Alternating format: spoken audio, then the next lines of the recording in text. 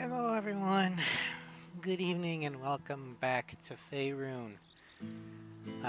Last time in Arella's campaign, we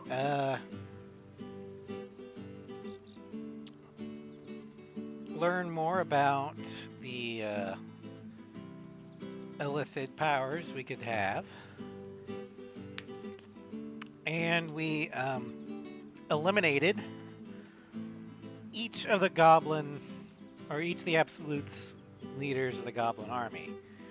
First, taking out Priestess Gut through the help of Raphael's warlock Corellia, knocking out Night Warden Minthara, so we can hopefully recruit her later, and totally annihilating Dror Ragslin. Then we fought our way out of the goblin camp and made our way back to the Druid Grove to announce our victory. Now, about ready to have a party with tieflings before they set off for Baldur's Gate and we set off for the Underdark to seek a way to Moonrise, where the Absolute is reportedly amassing.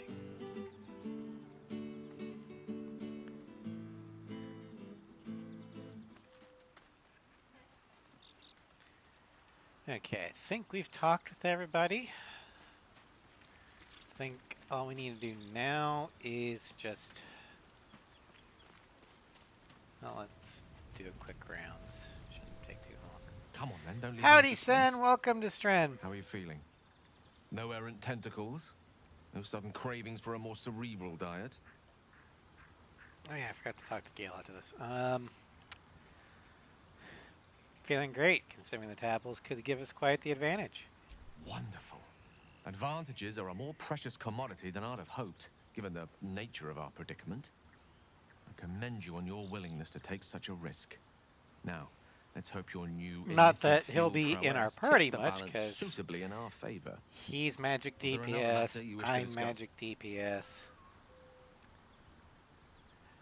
I was wondering about that mighty lord you told me about in your story. Ah, yes. Karsus. Karsus was perhaps the most powerful wizard that ever lived. The child who would be a god, the elves called him. And he tried. With a spell of his own devising, he endeavored to usurp in one fell swoop the power of the goddess of magic. Mistril, she was called then. Imagine what it must have felt like. To be a god. To know yourself, to be untouchable. To be mistaken. As Karsus aimed his spell at her, she began to unravel. And with her, the entire weave. Too late did he realize what he had unleashed. It would have been the end of everything had not Mistril sacrificed herself. The goddess of magic is all magic. By dying, the entire weave was lost, and the spell that challenged a god failed. It was the end of Mistril, the end of Karsus, and the end of an entire civilization. As the child who would be a god was turned to stone, his empire came crashing down around him. The floating cities of Netheril were no more, an event that came to be known as Karsus's folly. So, at that moment in time, all magic was gone. Actually, you know what? I'm going to say this one. Gale might not like it, but who cares? He needs to hear this. Nothing good ever comes from mortals wanting to be gods. Loving them has its side effects as well. Now, so many centuries later, I try to follow in the footsteps of Karsus. Not to destroy Mistra, but to prove my love for her. I tried to control only a fraction of the magic that was unleashed that fateful day. I merely sought to return one tiny diamond to an imperfect crown. Gale's folly, one might call it. History, repetition. It's the way things go. If you ever feel the Netherese magic overtaking you, what will you do? If it should ever come to that, if I ever know I am no longer able to stop it, I will do anything I can to ensure no one but me pays for my mistakes. I will find the remotest place on the surface of Faerun or perhaps far below in the depths of the Underdark. I will await that death, alone. I promise I will not betray your trust. You kept me by your side despite the menace that I am. If worst comes to worst, I will be long gone before the curtain falls. Alright. Let's see here. What level are we? Yeah, we're level 10. Okay. Pretty sure we talked to everybody else, so let's end the day. It's party time!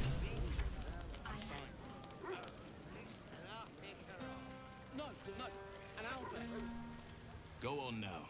Don't waste a night like this talking to me. We'll discuss your problem tomorrow. Take your own advice, why don't you? Come on, mingle a little. Later, perhaps. Don't worry about me. A night under the stars amidst nature's creation is just what I need after being locked up in the goblin's dungeon. Go on, enjoy yourself. Seek out some wine before it runs dry. There are a lot of thirsty people around here. Yeah.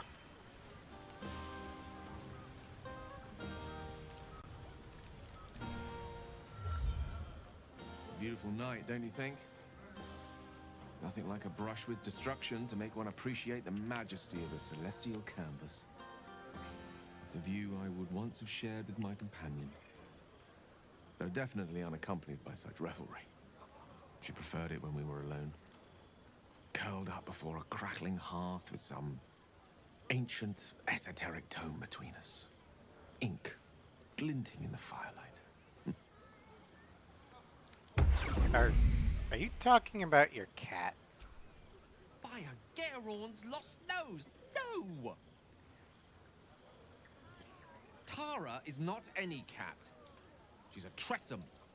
And given your confusion, I'm guessing you've never met one. Brilliant creatures. Fine company for any self-respecting wizard. She'd be most impressed by our efforts saving these tieflings. Proud, even. And I've given her little to be proud of recently. After I was afflicted with my condition, I locked myself in my tower for an entire year. I was inconsolable, wallowing in my self-inflicted tragedy. Given up on myself. But Tara never did. It was her encouragement, her research that led me to my treatment. Once we knew that magically infused items were the key, she went out to find them for me. She saved my life. After so long being cared for by someone else, it feels good to have repaid the favor. Not directly to Tara, but to these poor tieflings. I'm sure she would approve. She must be smart to have done all of that. Smart does her a disservice. She's a fine wizard in her own right, though somewhat held back by her lack of opposable thumbs. Well, that's the mage hands Remind for. me of her somewhat. There's a steeliness in you, an unwavering tenacity, even in the face of, to be frank, quite dire odds. Wish you were here for me to make a formal introduction. But I would never ask her to undertake such a journey. She's safer at home. Besides, she was always telling me I needed to spread my wings, so to speak. Find mortal friends instead of hanging onto Mistra's coattails. So that's what I'm doing. I hope.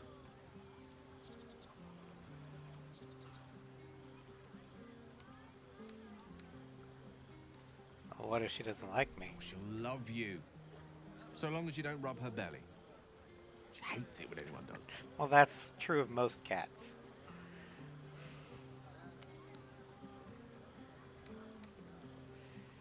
Not as much as I hate talking about cats. Is there nothing else on your mind? Not an animal lover. Nobody's perfect, I suppose. Nonetheless, your finer qualities are remarkably plentiful. I'm an animal lover. I've got Suffice it to say, a dog and You soon are to have an lovely. owlbear in my camp. there aren't many on this plane who I'd give such high praise.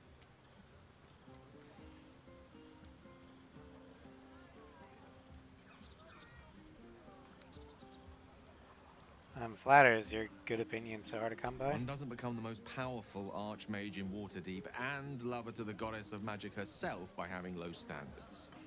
I assure you, when I tell someone they're wonderful, I mean it. And you are wonderful.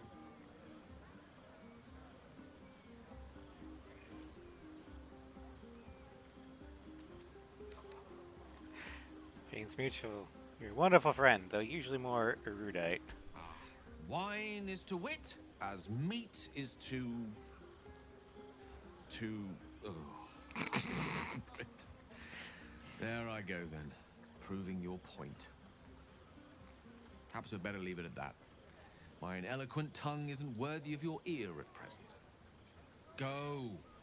Indulge in the frivolities. They're good for the heart. And mine will be all the lighter to see you enjoying yourself. Alright. Seems like our newest devil is pulling the old introvert card of hiding in a corner. Ah, hells. I was hoping you wouldn't notice I was gone. What exactly do you think you're doing skulking out here? Get your arse back to the party. Oh, the blade doesn't sulk. I was just reflecting on what has happened and not wanting to be Mr. Serious at a celebration. Uh-huh. Sounds like some pretty words for sulking to me. I can say it even more nicely. I'm soberly pondering my state of affairs and not wishing to drag a single happy soul into a state of melancholy. I'm a devil. I love the people from the Grove, but I unsettle them deep down, as I seem to unsettle everyone nowadays. You don't want a devil at your party. Horns this sharp will pop the balloons, you see, and the guests won't take kindly to scars quite so monstrous. Okay. So, you do realize that at least 80% of the people at this party have horns. 'Cause we're fucking tieflings. Not pretty much everyone at this party has been touched by the infernal, either directly or indirectly. Nobody cares.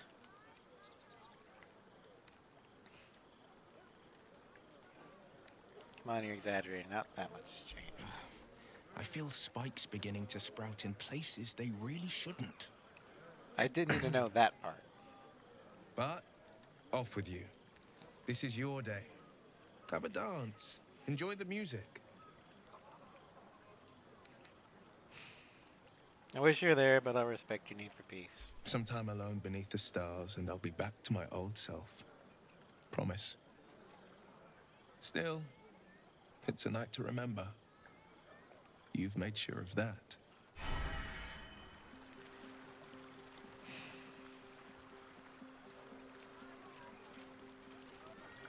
Alright. Aw, people are giving scritches. I like these people. They're joyful. It's contagious. Patience? Have you no respect for showmanship? Having performance issues, Roland. Hush you, and behold!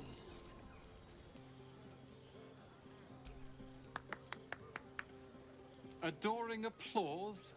You're too kind. Remember when he could barely cast that? They grow up so fast. Hey, Never have I met such troglodytes. he's an apprentice Now, wizard. pass the wine. He's learning magic the hard way, whereas, I just Try and had get too magic. close, Cal. Yes. So, Remember what happened last time? granted, that spell wasn't exactly How was I supposed to know it was spectacular, made of fire? but he's learning.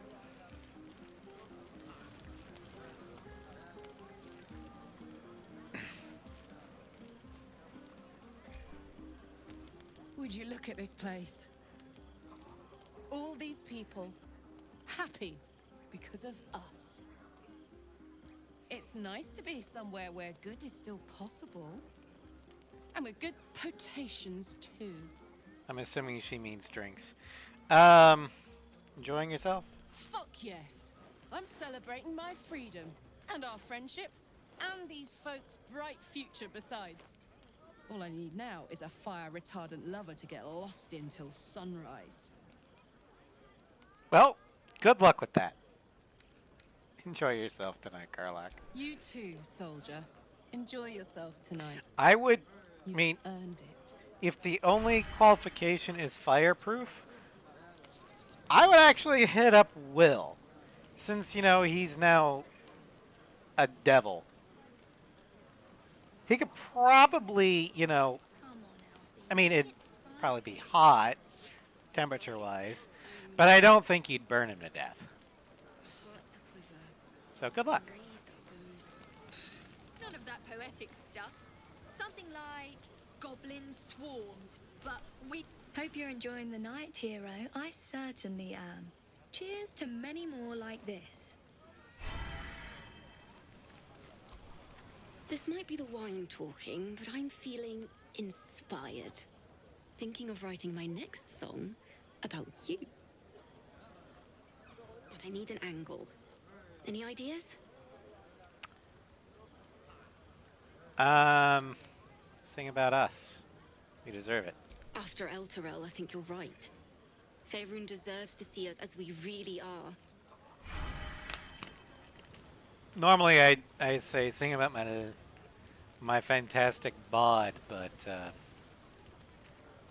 because tieflings are kind of at the bottom of the food chain, society-wise. Also, I'm just gonna make sure. I'm pretty sure I've got. Yes. Okay.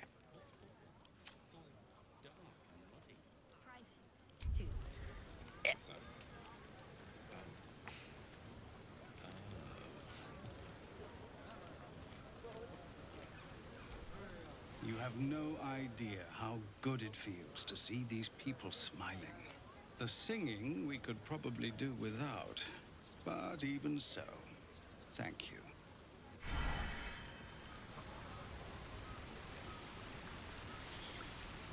What's up, Mole? You came through for us. That's a change from most adults I know. What are you doing all the way over here? Watching a bunch of old folks get dumber by the dramful. And when they run dry, I've got a few bottles tucked away to keep things flowing. For a price, of course. Take care of yourself, Mole.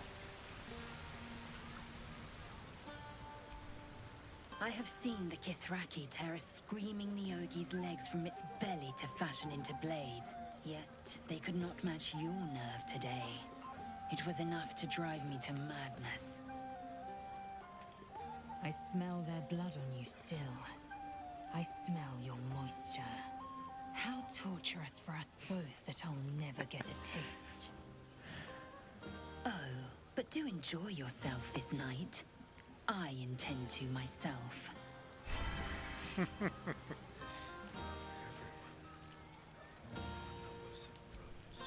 You know, I never pictured myself as a hero. Never thought I'd be the one they'd toast for saving so many lives. And now that I'm here... Yes? I hate it. This is awful. Really? Saving lives is awful? We killed some goblins to save some tieflings. The tally of lives didn't change much. But what do I get for all my hard work? A pat on the head and vinegar for wine. Pfft.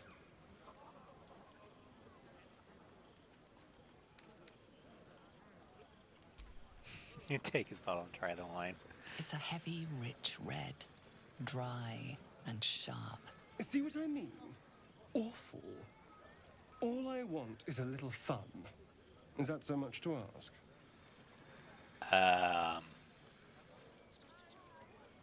And what's your idea of a little fun? By the hells. Sex, my dear. A night of passion. Let's wait until things quieten down. Once the others are asleep, we'll find each other.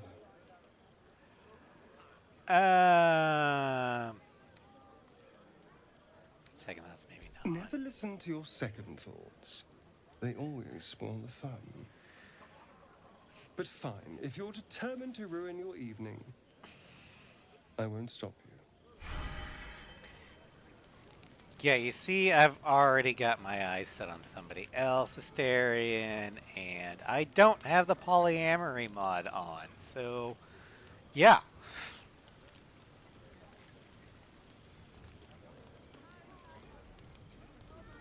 Speaking of the person I've got my eye on.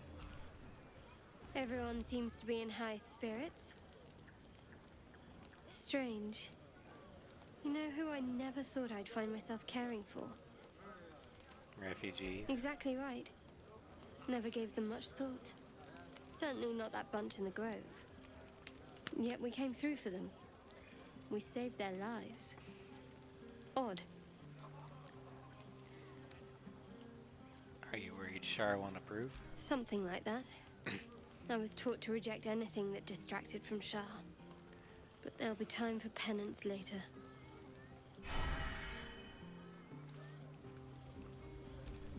We should have had wine more often. More warming than the fire. Do you want me to get you another bottle?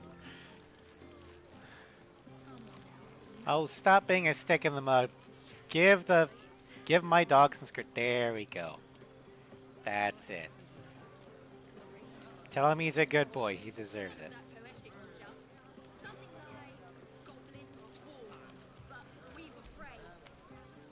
Look at them all. Guzzling poison like we've the right to be happy. We survived. That's always worth celebrating. Not everyone. We lost people, and it's like they don't even care. But I care. And I won't drink myself into a stupor to change that.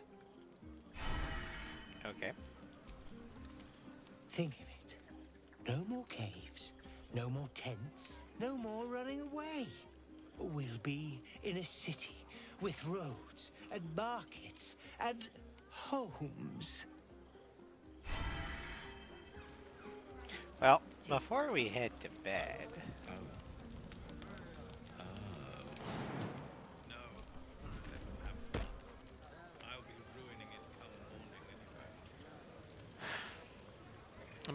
I'm gonna pull a floof move. Let's see here.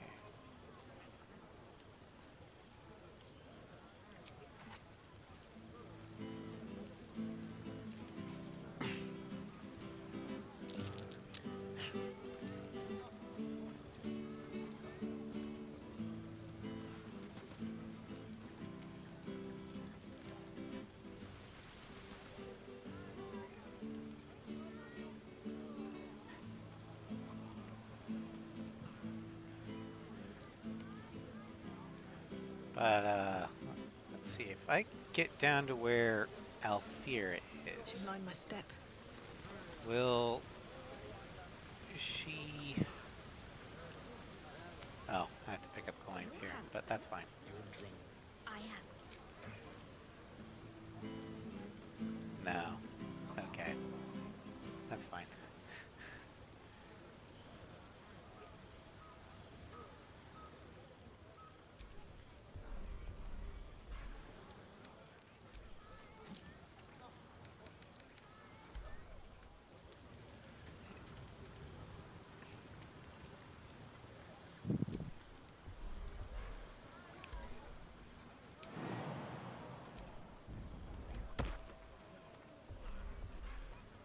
There we go. Okay.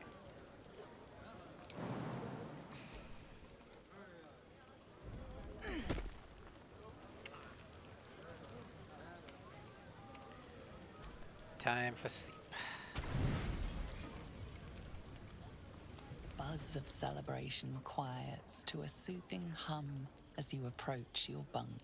You've picked up a few pleasant memories on your journey amongst your struggles. Try to push twisting thoughts of Shadowheart from your mind and seek sleep. Her mind is certainly an enigma. But would you wish it any other way?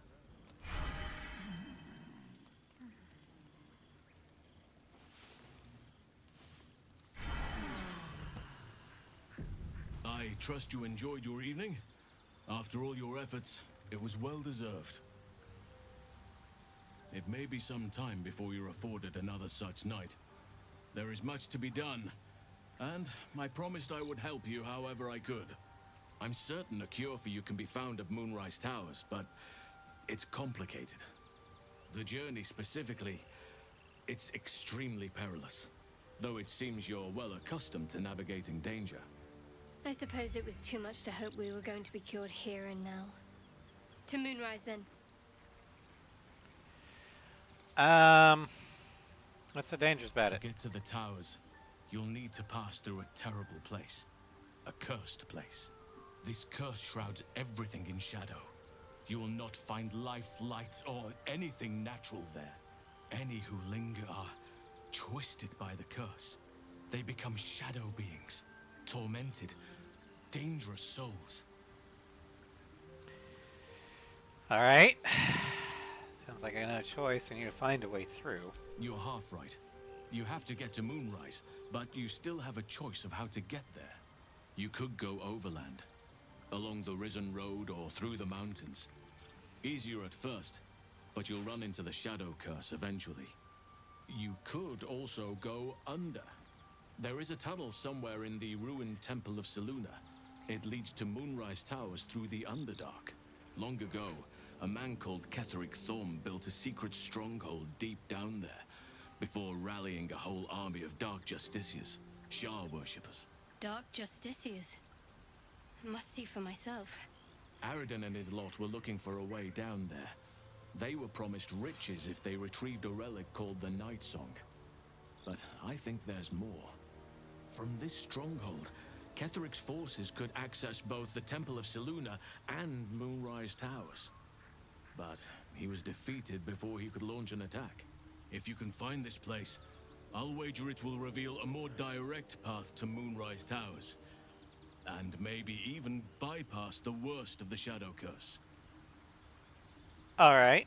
Well, since Bay has expressed interest in the Underdark, we're doing the Underdark. Never thought I'd say this, but it sounds like the Underdark is the safer route. Anything is preferable to risking the Shadow Curse. I would like to join your camp, if you'll allow me. I can offer my skills, my counsel. I've long sought to return to Moonrise Towers. It seems our fates have aligned. What about the Grove? I've chosen a successor as first druid, Francesca of the High Forest. A bird's already been dispatched to summon her. Couldn't Nettie take over? I need her to stay focused on her training. The Grove will need a skilled healer in my absence. The Grove needs to move beyond the mistakes of the past. What it needs is an unknown quantity. An outsider who can enforce the Oakfather's teachings without bias. This is why I chose Francesca. She will restore simplicity and purity to the Grove in my absence. Very assured of you. Contrary to how some think of us, we druids can play politics when necessary. Now, we've quite the journey. Hi, Floof. Best get started. Welcome to stream. I advise you start in the Temple of Selûne. If you find the Dark You Justiciar's missed the party. hidden entrance, it could lead you all the way to Moonrise. All right. Well, let's see here. Need to do this. Need to do this.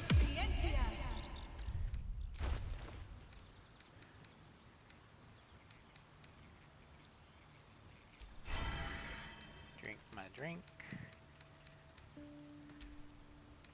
Send that to Shadowheart so she can drink her drink.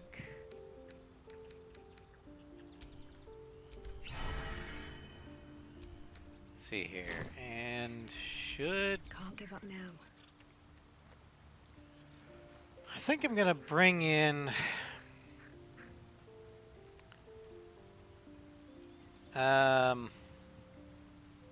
Myzel.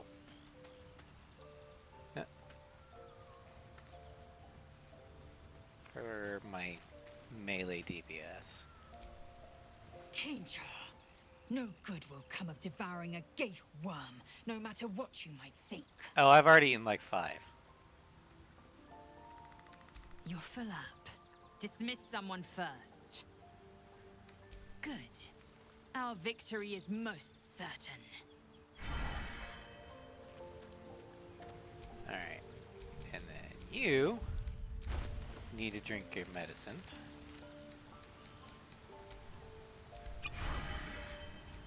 And Asterion. Pretty sure I've got... Yeah, this one.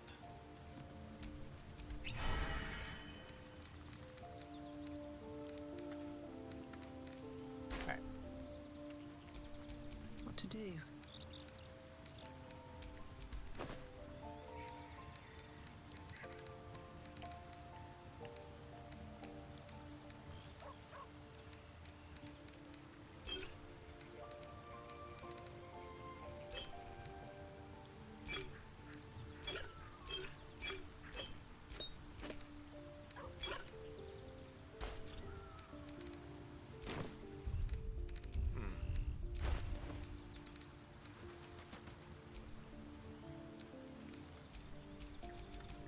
Alright, so I guess... I don't know. Okay!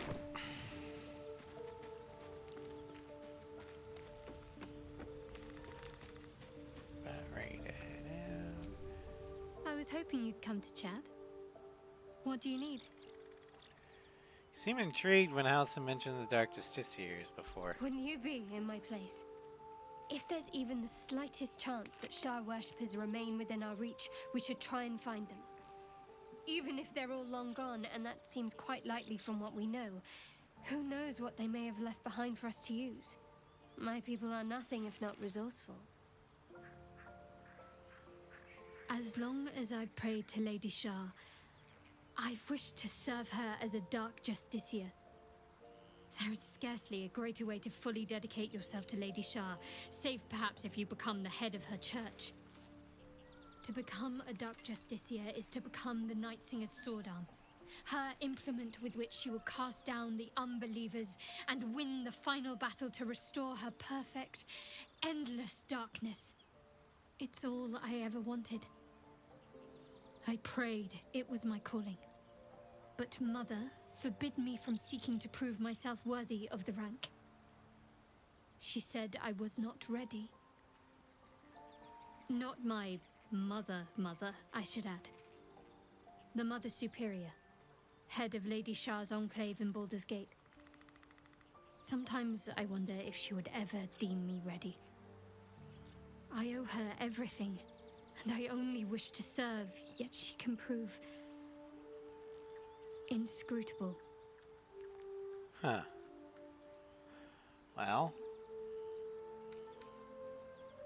thank you for sharing. Thank you. I had a feeling you'd be understanding.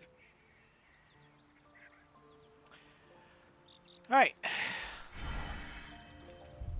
Time to leave camp. And make our way back to the Goblin Camp, aka the ruins of the Temple of Selûne.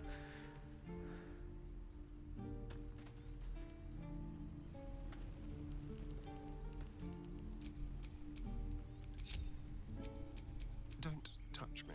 God damn it, Asterion.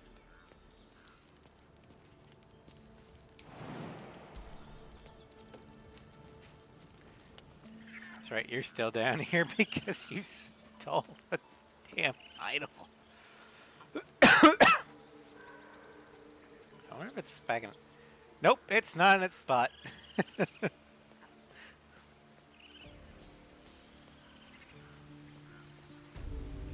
wonder if it's still where I yeeted it. Yep, there it is.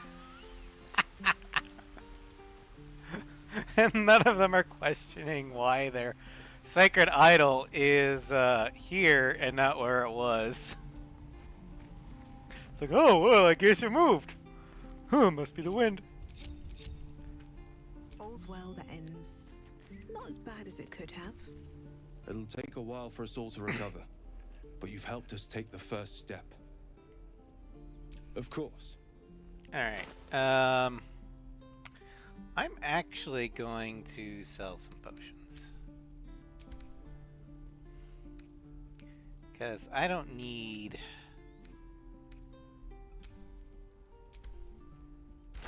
multiples.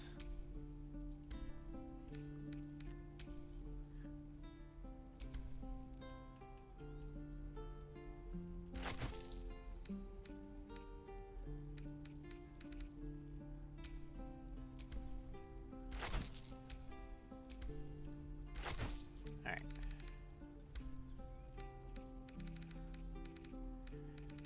Anything I need to buy, like food. Oh, there's an egg. Berry tart, black pudding platter.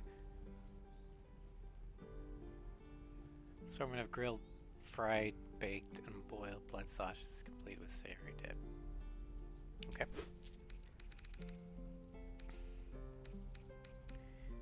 Then roast pork, pumpkin,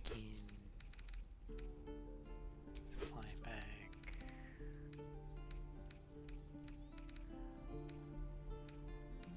Okay, I think we're good.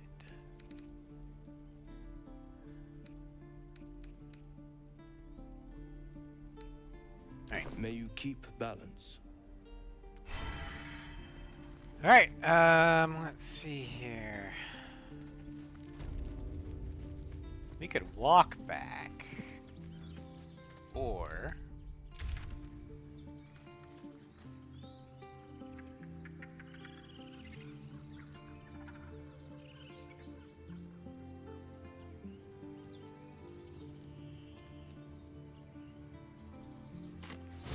we could just warp there.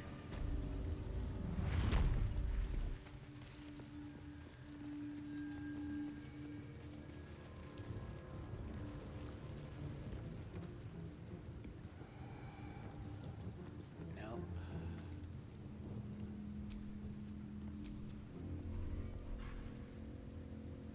Wish I had a bag of holding. Pork belly. Pork belly. Pork belly. Pork belly. Pork belly. Pork leg.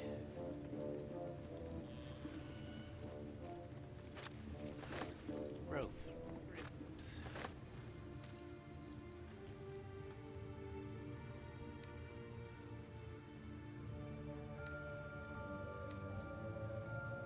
And one trunk. Yoink. Okay.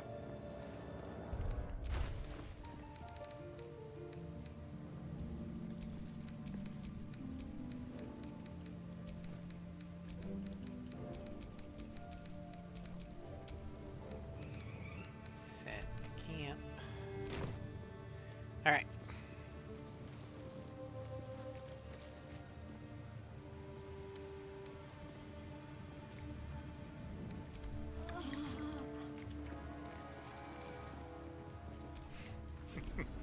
Just drink the alcohol. I'm okay, guys. They're like, God damn it, Arella. Alright.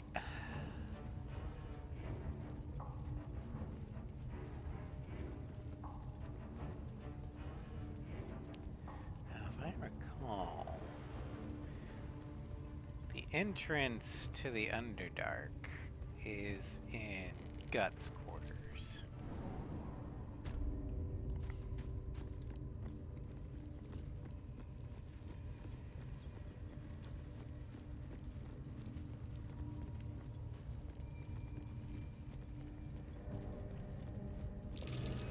Something over there.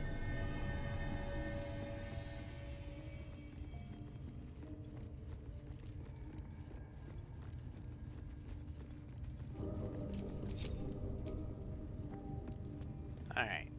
Puzzle time! potion is this? Okay, so let's see here. Let's move this.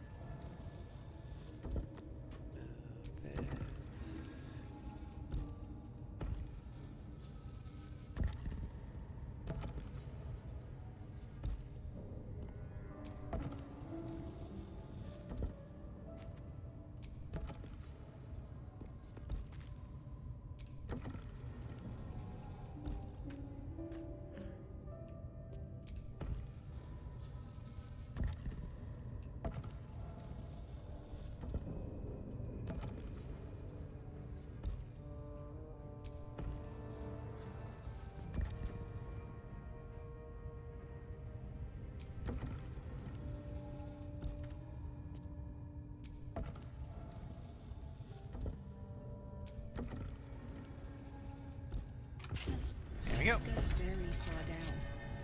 We'll have to go in to see the bottom.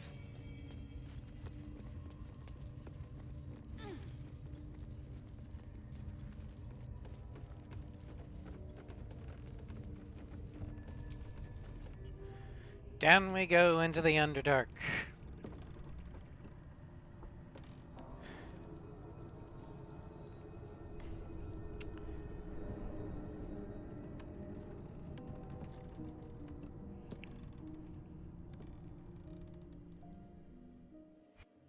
I've spent so long poking about down here. Yep, level up. I'd much rather be outside with the sun on my skin. You've only just... Alright. Our level 9 sorcerer. Got one more sorcery point. We unlocked level 5 spell slots. What fire spell? We could do Cone of Cold. That's always a good one. We could also do Ice Storm. Ooh. Immolation. Level 5 evocation spell. 12 to 72 fire damage. Or 8d6 fire plus 4d6 fire. Point at the target and set them alight, dealing 8 to 48 fire damage and immolating them every turn. It's 60 feet, dex save with concentration. I think we'll do that. Because that sounds fun.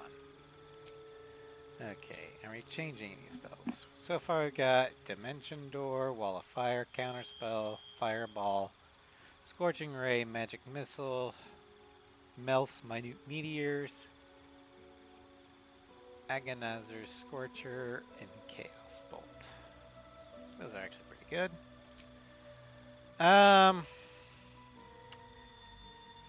We're gonna just do a straight ability improvement to get our charisma up to max.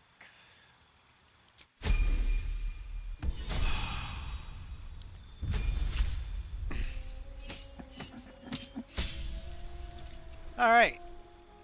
Shadowheart gets level 6 spell slots.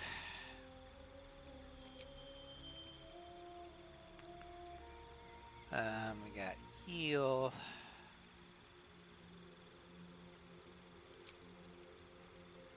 Ally. True Sight. One rest. Lesser Regeneration. Harm.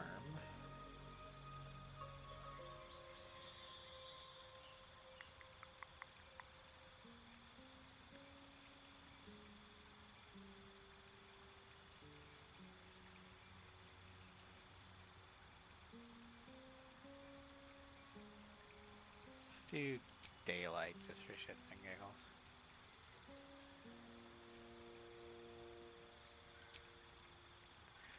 And then her ability.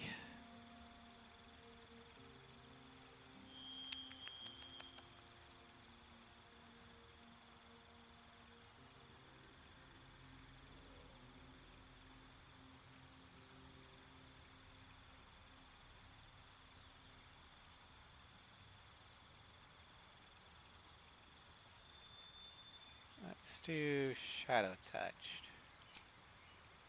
Upper Wisdom by 1.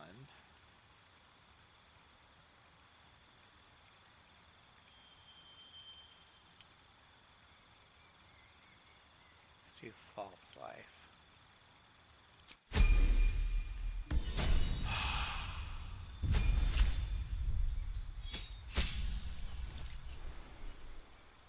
Paladin.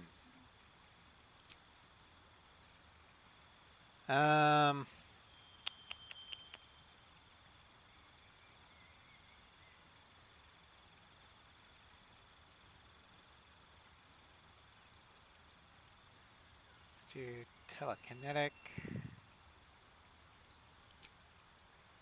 Upper Charisma.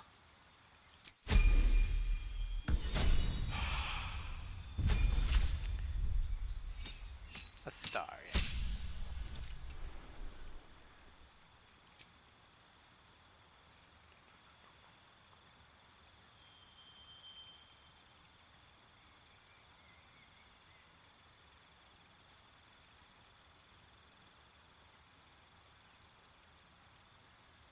Let's do Fey Touched. Get your Wisdom up.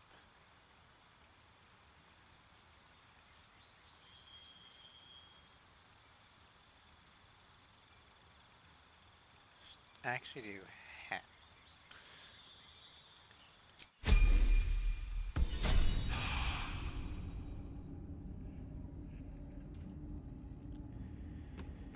Right. A long way to go still.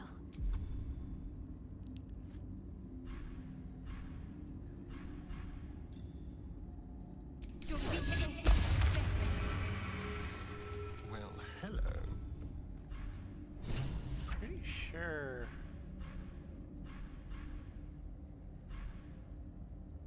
Astarion doesn't have Long Strider. The fuck?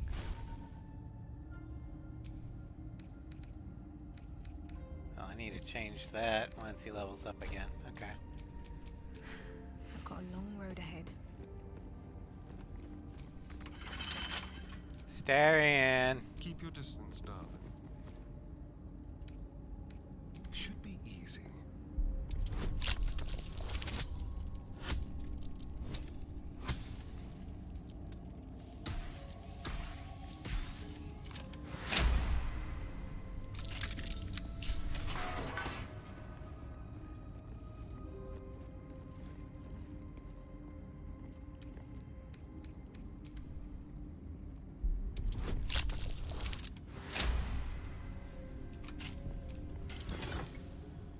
Helm of Smiting. Bolstering Smite. When you apply a condition with one of your Smite spells, you gain temporary hit points equal to your Charisma modifier. Well, we do have a Paladin in the party. Enough waiting. I crave blood. And she currently doesn't have a helmet. Oh my god. That looks ugly as sin.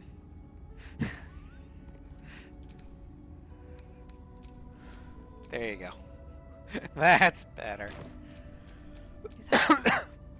No, never mind.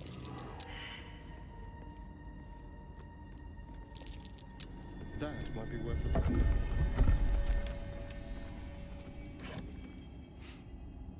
I'll send that to Astarion.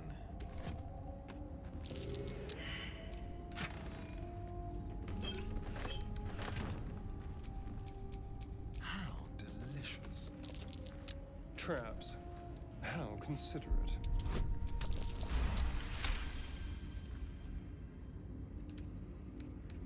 A crooked touch.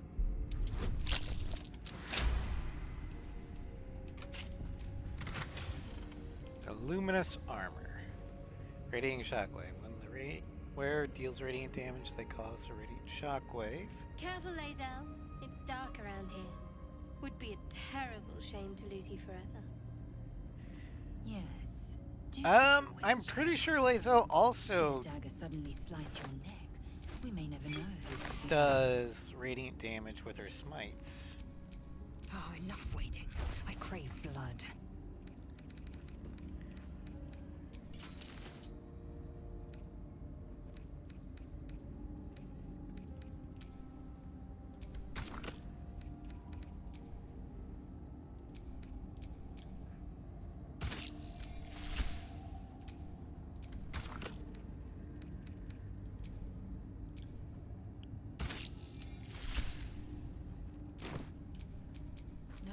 home will ever believe this. Alright.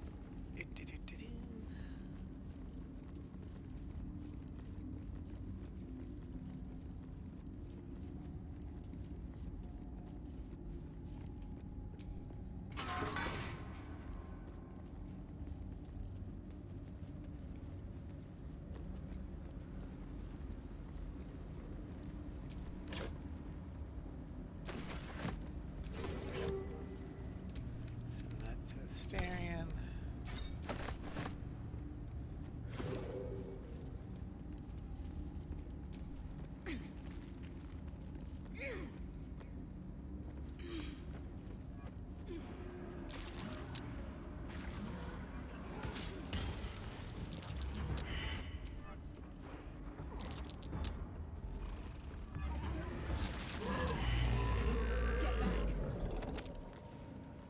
More effort than a pit of spikes.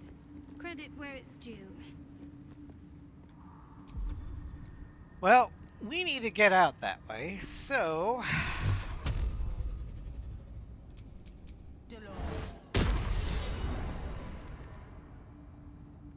Shadow of the Moon. Shadowheart espied. Such depth to the shadows. I don't care what others say about the Underdark. It's beautiful down here. I'm used to a crypt's gloom. This is something else.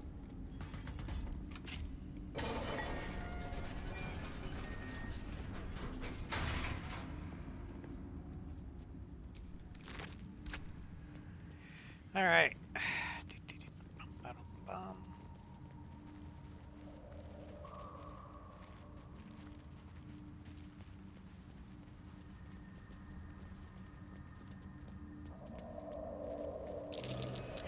Spores, and they're everywhere. Gods, what's happening?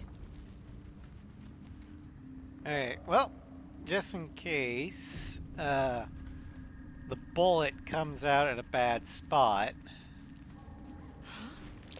That wasn't a bullet, was it?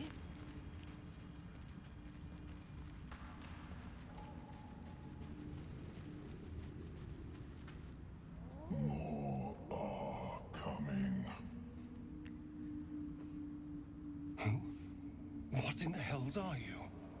They're coming. They're coming. Still your mind to this unusual voice. Careful. If we can hear it, perhaps it can hear us. That's the point. They're coming. You're coming.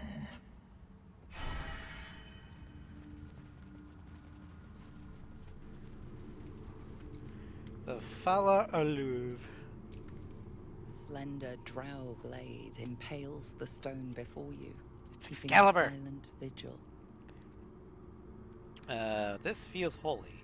Consider what the appropriate ritual might be. Oh shit.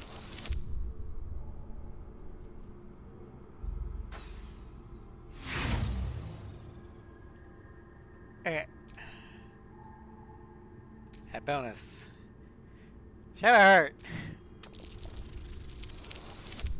There we go. This blade was a warrior's sacrifice to Stray. Blood can only be honored with blood. Alright, do the Winchester blood sacrifice thing. Slice my hand.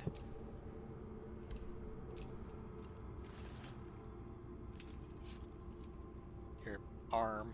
The drow script inscribed on the blade flickers and glows.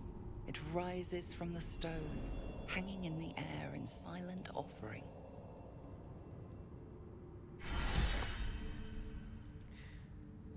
Shadowheart is inspired. The last rites of the Dark Dancer.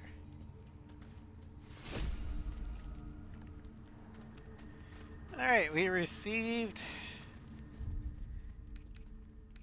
the legendary weapon Phyla Aluv. Well, it's not legendary, but you know. It is 5 to 21 damage. 1d10 plus or 1d8 plus 3 slashing, plus 1d8 force, although I think the force is something from me. Get a weapon enhancement plus 1, performance plus 1, and you get melody.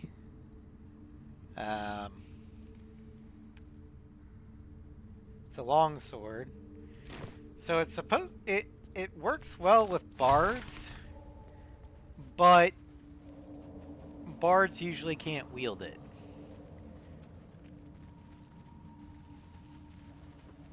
It's kind of weird in my opinion.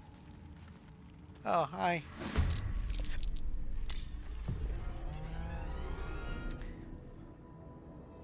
Minotaur time.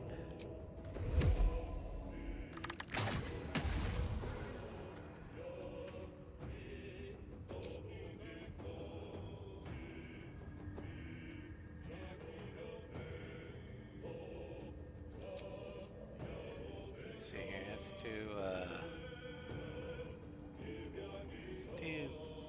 Dex.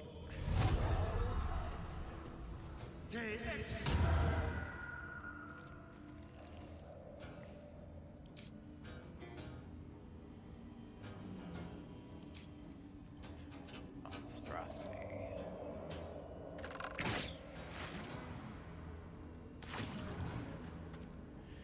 Okay. I am fury. I am death. Where's the other one? Oh, the other one's there. No time to waste.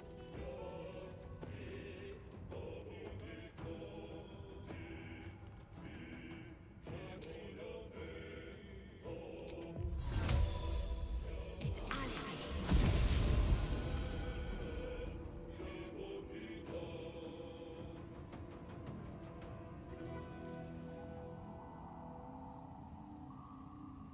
Wait.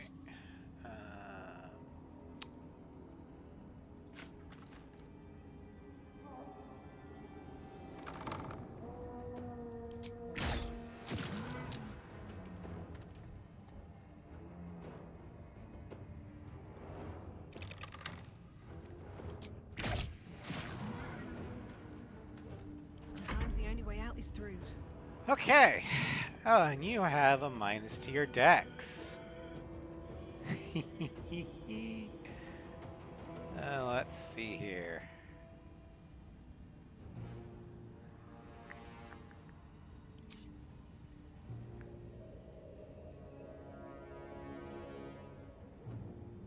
What could I possibly do? Nope. On my way.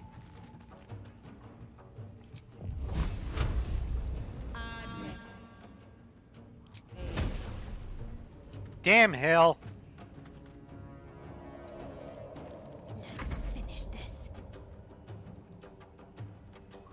On the move.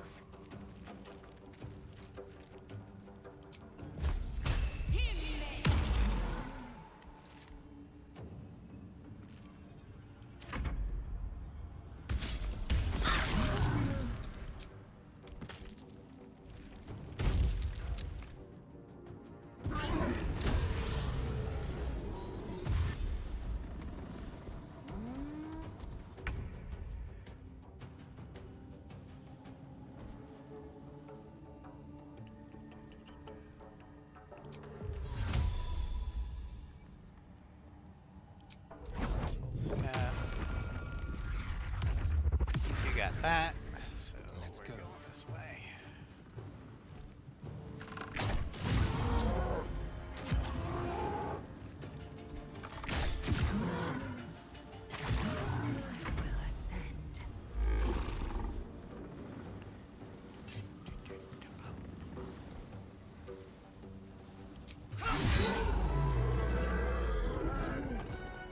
Nothing important is ever easy.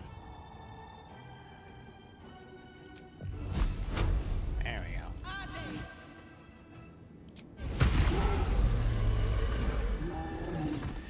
That's better. Also, I'm going to take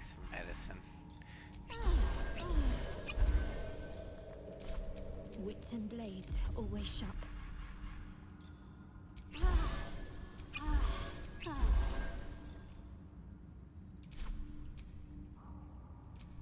No time to rest. All right.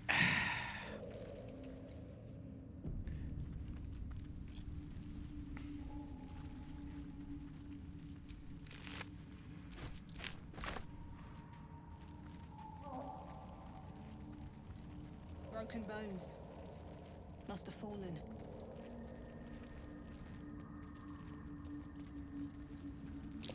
Masks, known to cause confusion. Best not get too close. That might be worth a look. Spore.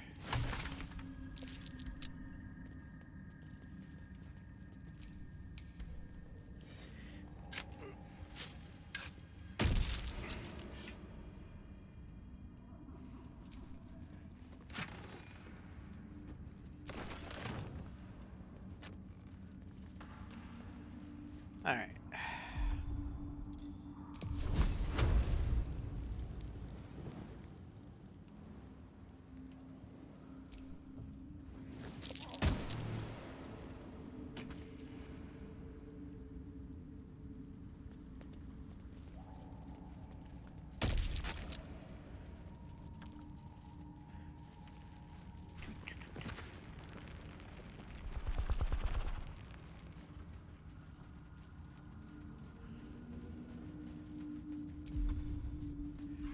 I really don't want to fight the bullet here with the torch stalks still around.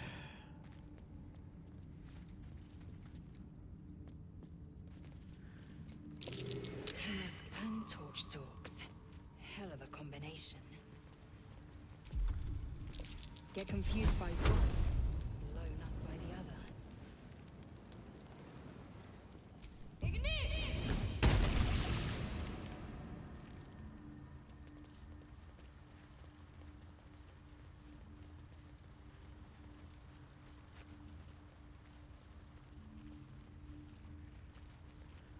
Alright, looks like we're not finding the bullet here. That's fine. You are swallowed by a chorus of turbulent music. Through one creature sing many voices, the harmony of an entire collective.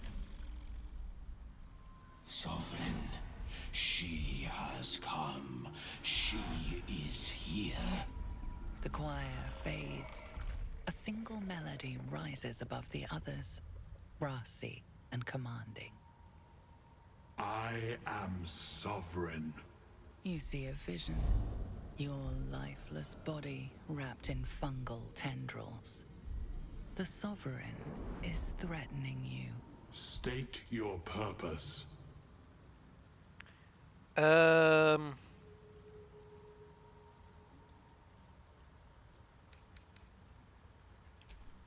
Let's go insight. Seek understanding. Focus on the Sovereign Song.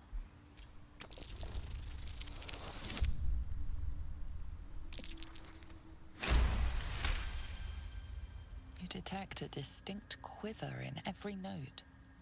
These creatures have experienced recent tragedy. I've sensed your fear. I've come to aid you. Fungal roots weave through your mind, seeking your true intent. Then the Sovereign drones a new melody, cautious but welcoming. Descend to me.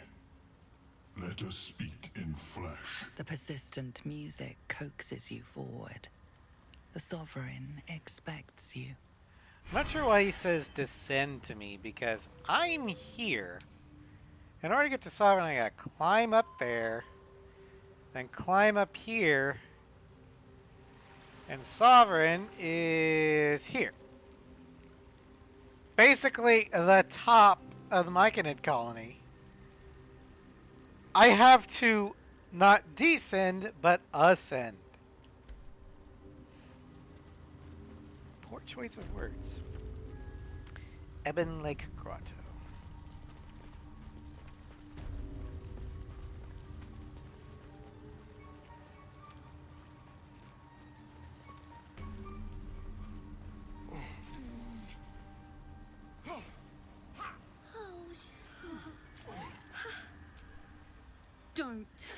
Don't what? Her condition is familiar. Poison, derived from a wild weed common to the Underdark. She'll need an antidote soon, most likely held by the poisoner. Well, I got an antidote. Here you go.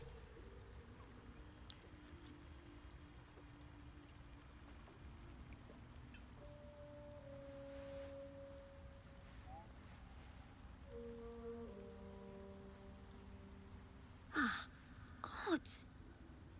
Whatever that is, I needed it. Why are you helping me? How could I pass by? You're in pain. No arguments there. Felt like a hook horror was sorting through my guts. But Lovely. that cure did the trick. Quick, sharp too. I thank you for your help, but I gotta get moving. Oh, it hurts. Girls' garters. Oh, I don't have time for this. My kin need me. Take it easy and tell me what I can do. Seems you're the helping kind. All right. I need you to rescue my kin. Not charity, mind. We can pay. We're Iron Hand Clan. Best artificers in Baldur's Gate. We were on an expedition down here when the Dwergar snatched us up. I got away, but not the others. The Greys have them digging out some old ruin across the lake. What was this expedition your clan were on? Just mining for materials. Nothing unusual. But our work pays well. God Help my clan, damn it. and we'll make it worth your while. I swear. Insight failed. Alright, I'll free your people if I can. Thank you. Only wish I could go with you. But here. I nabbed these boots from the Greys when I ran. I'll feel better knowing you're using them to kick some Dwergar ass. I'll mark where I made my escape, and wait here, I suppose. Not much choice, eh? So, she called the Dwergar Greys when deep gnomes and drow are also Greys.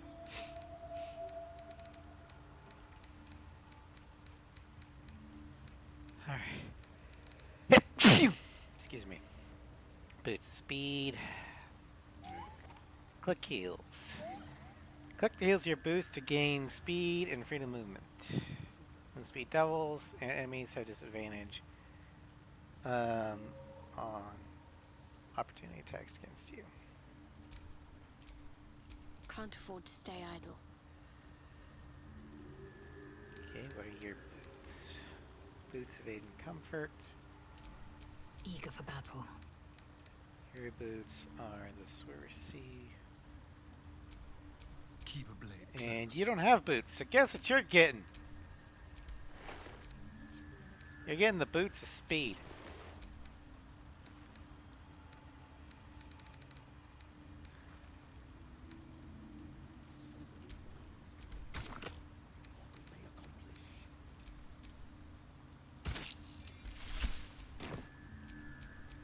At least things have stayed interesting. What is the creature doing to those corpses? The Sovereign's thick fingers stroke the corpse at its feet. A droning melody greets you as the creature turns its gaze to you. Hi. Flesh talker, I show you a memory. Watch and listen. A violent vision grips you. Dwergar, dark dwarves chopping myconid remains.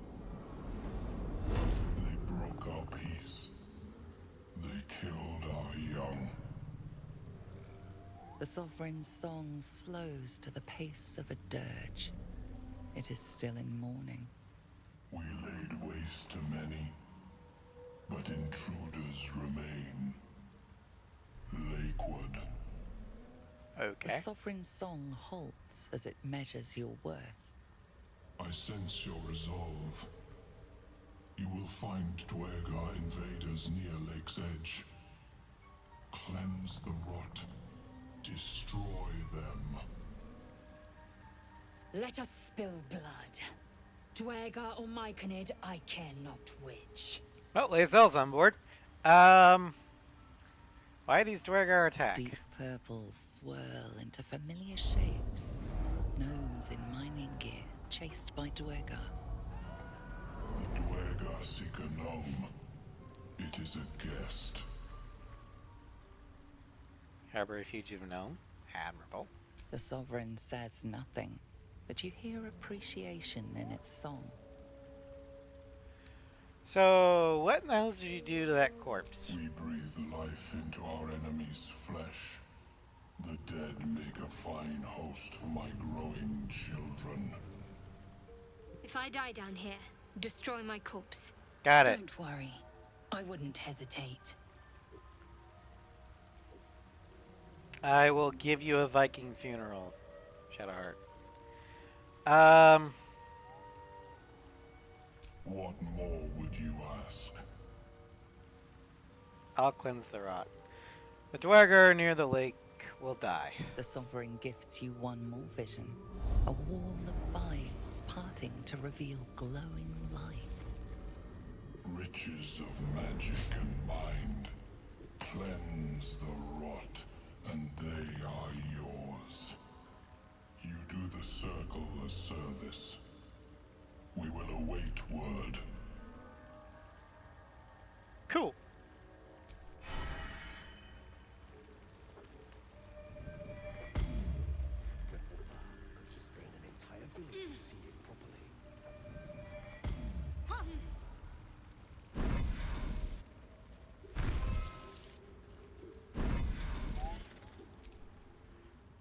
Blurg. A visitor. You're a welcome sight. But let us observe the customs of the locals. Which are? The scholar's brow tenses. His voice spills into your skull, the spores connecting mind. You might not want to do that, buddy. Blurg, proud member of the Society of Brilliance, at your service.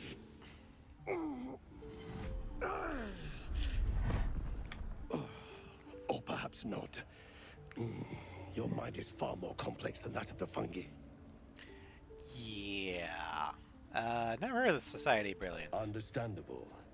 We are small in number and rarely stay in one place for long. My colleagues and I are working to improve conditions in the Underdark. This need not be such a dire, hostile place. It's curious to find a surface dweller here. What has brought you down so deep?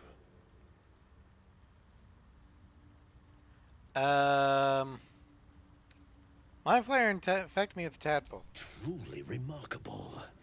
But why come to the Underdark, where they hold so much power? Explain the whole story. You were infected by an illithid tadpole? It's a miracle you're still intact. You must be worried sick, but have no fear. I have a friend who may be able to assist. Omelium! I hope this is important, Blurg. My Zerkwood samples need constant attention. It is. This adventurer has an illithid tadpole inside her head, but she hasn't turned. No ceremorphosis. That's impossible, but intriguing. Are you looking to have it extracted? Geich, your head will make a fine trophy for my queen. Please hold. I understand your rage against my kin. One of my brethren forced a tadpole into your eye. Or ear, perhaps? But I assure you, I stand with the Society of Brilliance, not the colonies of my people. Well, I've made a lot of strange allies for information. Let's hear. Fool. They infest your head and invade your dreams, and still you would parley. I ask only that you refrain from violence. I respect that your opinion of my kind may be charged. If that settles matters for the time being, would you like a diagnosis? Open your mind to me. Let us see what lurks within. Alright. As the Meloan's mind pierces yours, the tadpole pulses with power. It feels 10 times its size. Alive, awake, almost smug. This is most unusual. The incubation period should be complete, as should your transformation. But the larva is infused with strange magic. It appears to be in some form of stasis. Can you extract the tadpole? No. It appears to be shielded from physical and magical influence. And even without the shield, the extraction would involve severe cranial trauma. That doesn't sound ideal. It is not ideal. The process would surely kill you. But not to worry. Should you transform, I will happily perform a new examination.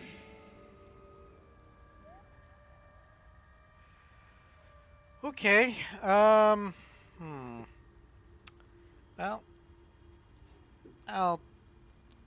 here, I was on a nautiloid. A nautiloid? Fascinating. I have never set foot on one myself. They were our warships during the greatest eras of the Illithid Empire. We ruled the entire astral plane from their decks. The design was lost when the Gith rebelled and ended our dominion. Good. Well, thanks for the information. Of course. I am sorry I cannot assist you in its removal. But I have an idea. Oh, perhaps I should start taking notes. There may be a way to bypass that stasis. There are many alchemical substances that can influence the mind. Isn't the stasis why the tadpole hasn't killed me yet? I do not intend to shatter its protection. I need only bypass the interference that prevents me from communicating with the larva. Okay. What kind of alchemy are we talking about? A tincture distilled from a collection of rare mushrooms. They have subtle psionic influence. I would require a fresh ton of madness and Timisk spores. Well, I got the Timisk spores. But be warned, in their natural state, both of these mushrooms can be quite dangerous. Timisks cause confusion in those that approach them. The tongue is self-explanatory. Okay. Where do I find these mushrooms? The Underdark, of course, although they are quite rare, and their discovery perilous. I imagine Lenore would have them in her possession. She served Mistra as a cleric. Okay, why would a cleric have a bunch of dangerous mushrooms? She is quite fond of her garden. Lenore has always been a lonely sort. Nature was her only companion. I offered her the chance to join the society, but she refused. Her experiments on Susa bark took priority. Alright, I'll come back when I find the mushrooms. May your travels be safe and swift. So first, I have never seen anything like it. We're gonna go back to the outpost. Go down this way to the arcane tower. At such an accelerated rate. Excuse me. Simply shouldn't be possible. Then we'll come up back here. Move this way to get the Susa bark stuff. And then we'll head down this way to get to the Dwergar camp And we'll be ready to, well, head to Grimforge after that. So...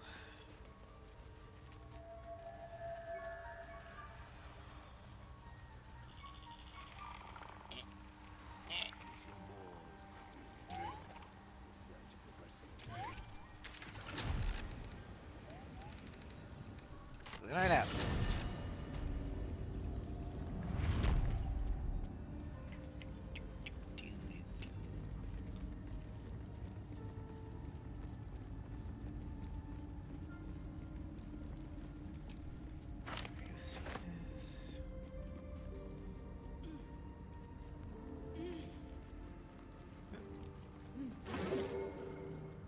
Astarion, back.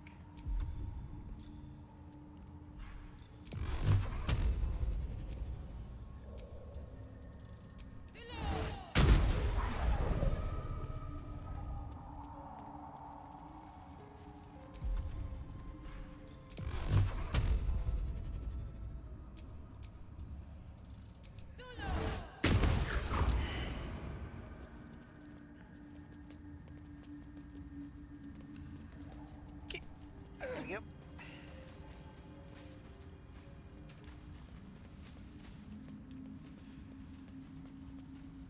A lot of statues.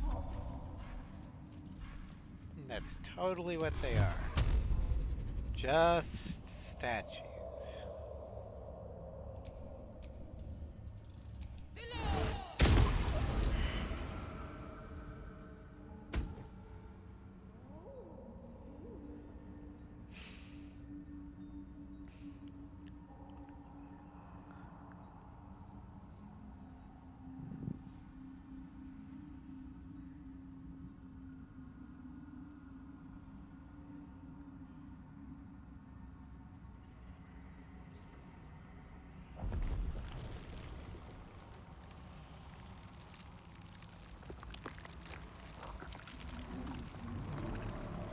Hi.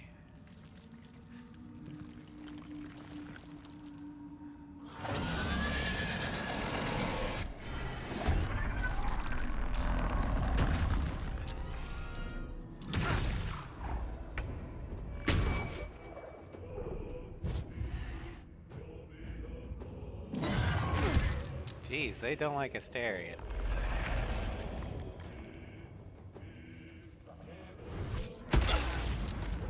Jeez.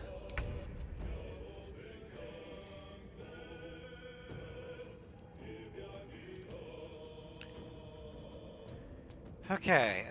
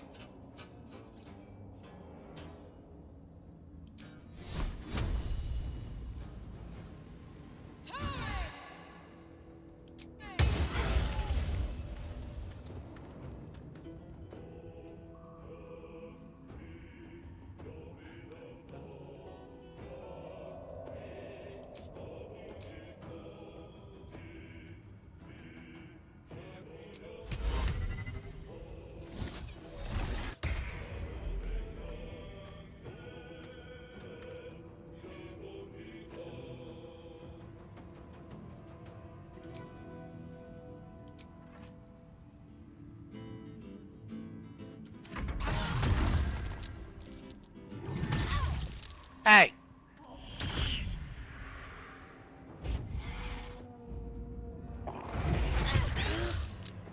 Hellish Rebuke!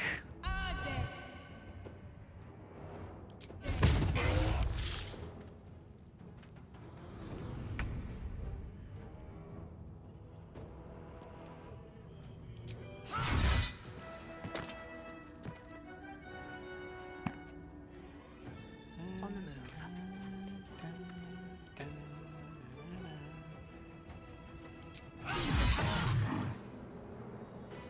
Divine Smite!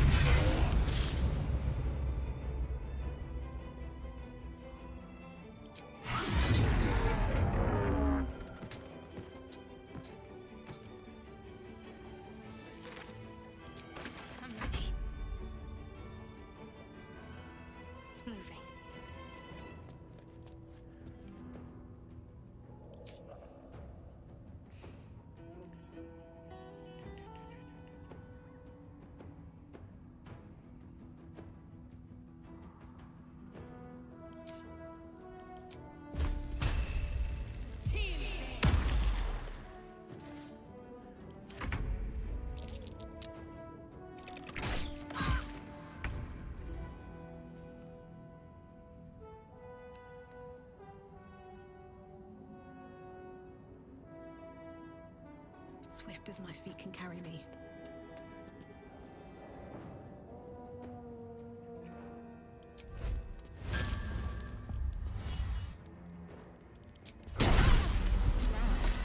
And worse. What were they doing here? Send that to Asterion.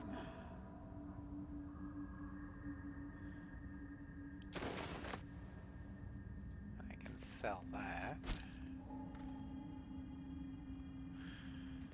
Take all that.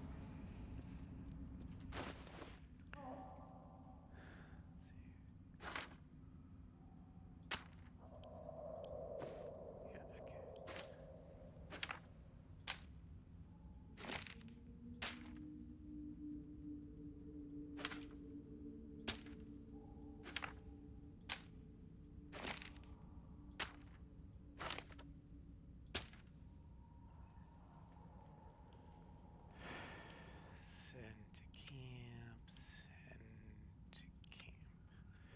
Alright, so got an icy helve and a memory shard. A dull crystal glowing only faintly.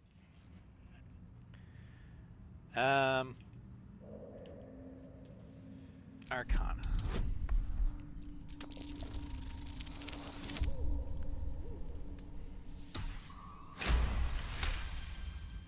You heard its like described before. A memory shard used to store brief mental impressions from the user's mind. Gently probe the thoughts within.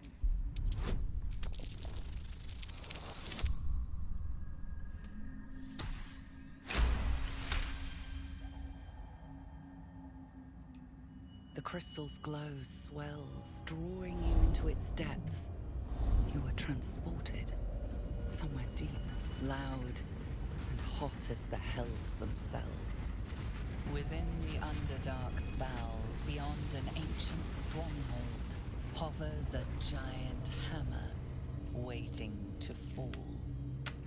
An echoing clang, and you're back to yourself, left only with a firm sense of a place, a grand forge. Alright. Curious.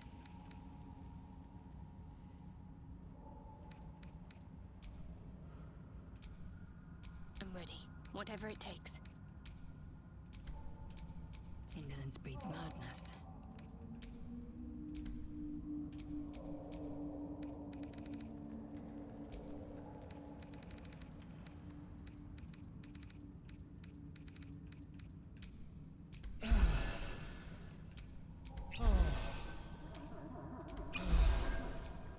Vlaakith's will be done.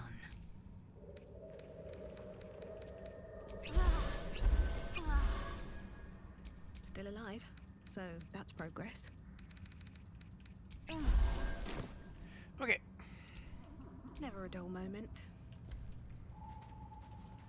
There we go.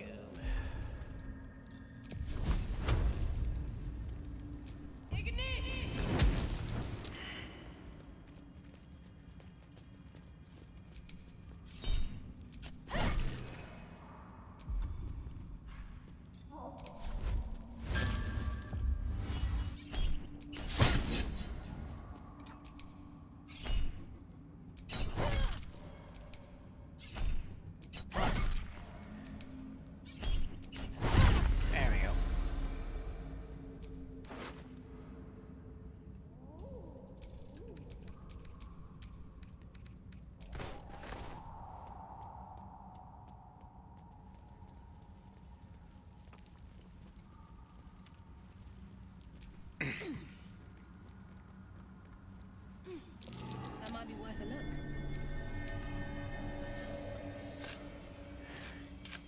Dig a hole.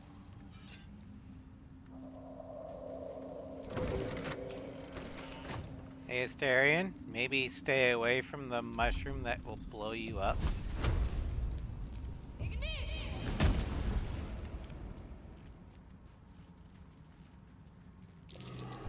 Trap. Be cautious.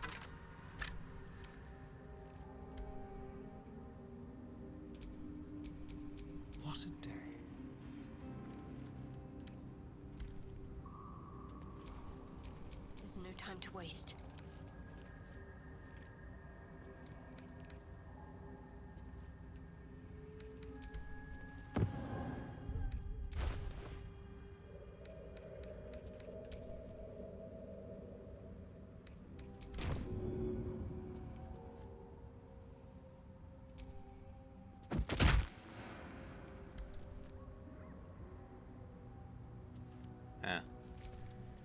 No one stopped me yet.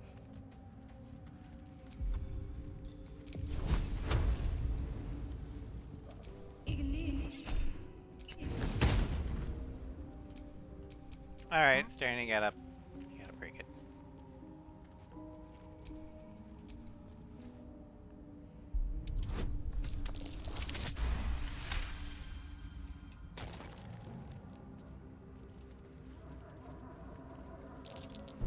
Be careful. There are traps about.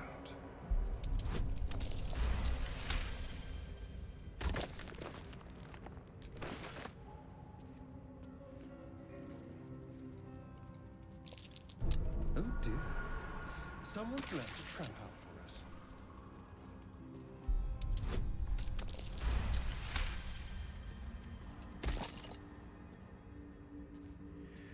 Okay.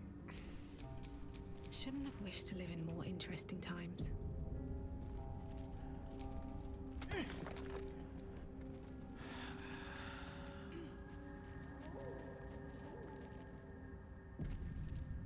Pretty sure. Yep, here comes the bullet. Don't waste a step. I am ready. This way. Action, not reaction.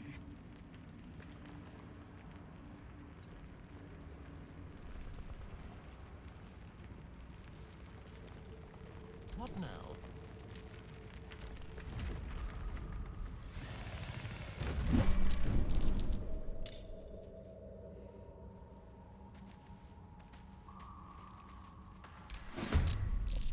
And that, wonder Your if Honor, this is is how the worth the fight cost. started. Okay, so...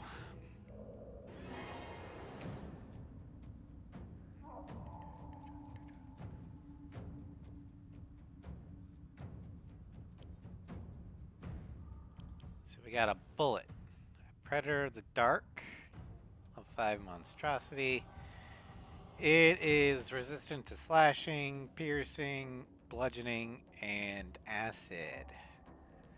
And it's highly territorial.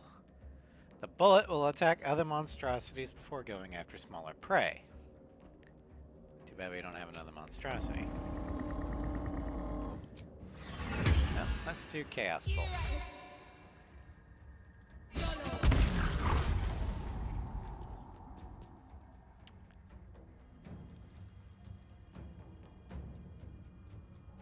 I'll do Hex.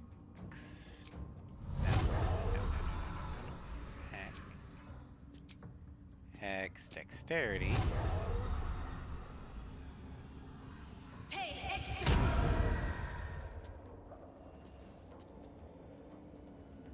Very well. Do Quicken Spell. Or a Fireball.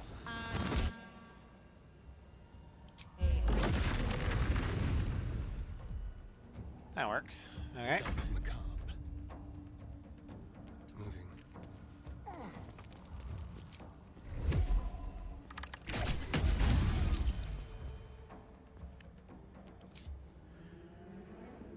Monstrosity Slaying Arrow.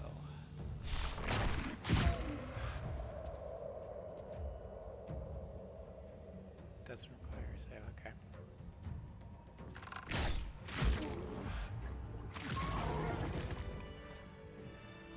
Okay. Calendar Alright. Also welcome Starscream, and now you can do whatever you want in Arkham City. And you should be ready for Arkham Knight. Let's send that to Karlach.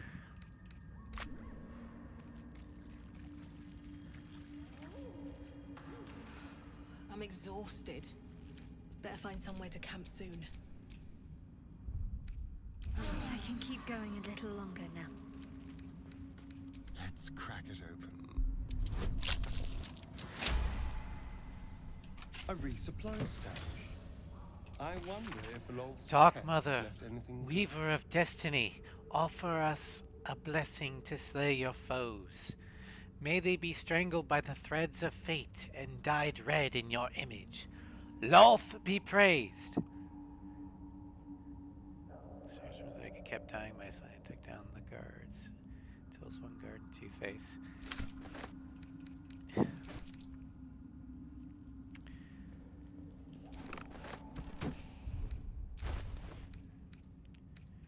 Okay, so that's light armor.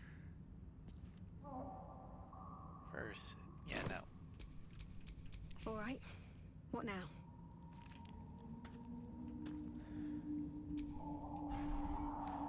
On educating the faithful. An excerpt from the lengthy speech by Grand Matron Tare, first delivered in Menzoberranzan, recorded by a Cylinderan spy. Praise be to Lolth, mother of all drow. Her web binds us, body and soul, and strangles the unworthy before they can draw breath. Those who stand before me have proven their worth. You shall educate all new converts to Lolth's laws using any means necessary. Many of them fear the goddess, as they should, but their faith is not yet true. Their minds are simple and should be treated accordingly. They must follow the order of every priestess like a sacred decree. They must never cover their eyes and insult Lolth's gift. They must honor the house that raised them from their pathetic, treasonous origins. They must keep our secrets upon pain of death. Ensure that death is public, and should the time ever come. Lolth smiles on those who are creative in matters of torture. Yeah. Yeah, beating up Two-Face is pretty funny.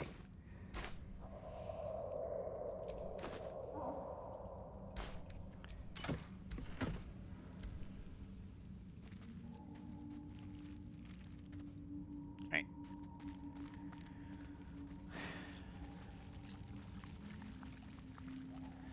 Now, let's go ahead and long rest real quick. To advance plot and stuff. Get spell slots back.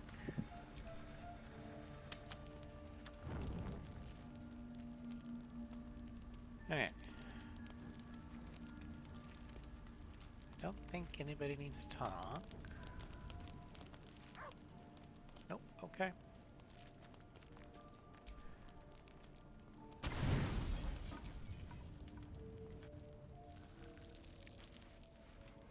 But there's a cutscene.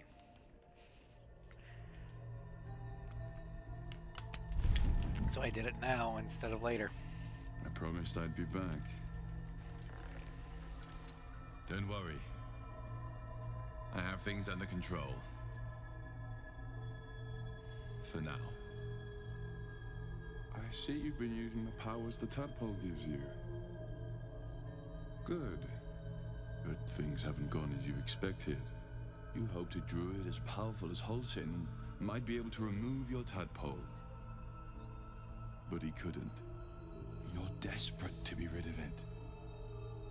Understandable. But you're looking for solutions in the wrong places. Allison mentioned these tadpoles have been modified with magic. Yes. Holsin is correct. Your parasite is unusual. It is wrapped in magic that prevents its removal. Until the source of the tadpole's magic is destroyed, any attempt to remove it will kill you. You were lucky that Holsin knew this. His instincts are right. The parasites were merely a symptom of a greater sickness in Faerun.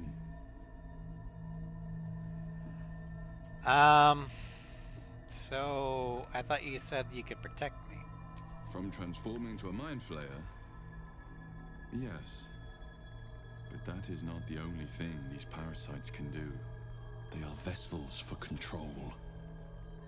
The infected hear the voice of the Absolute and believe it to be a god. You witnessed it yourself with Priestess Gut.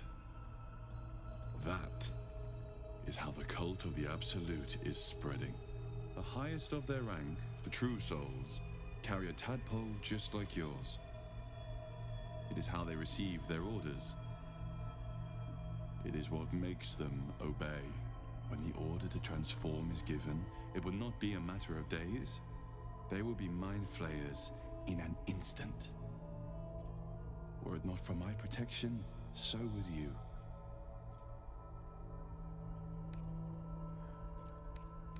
Why should I believe you? Because I am just like you, and I need an ally.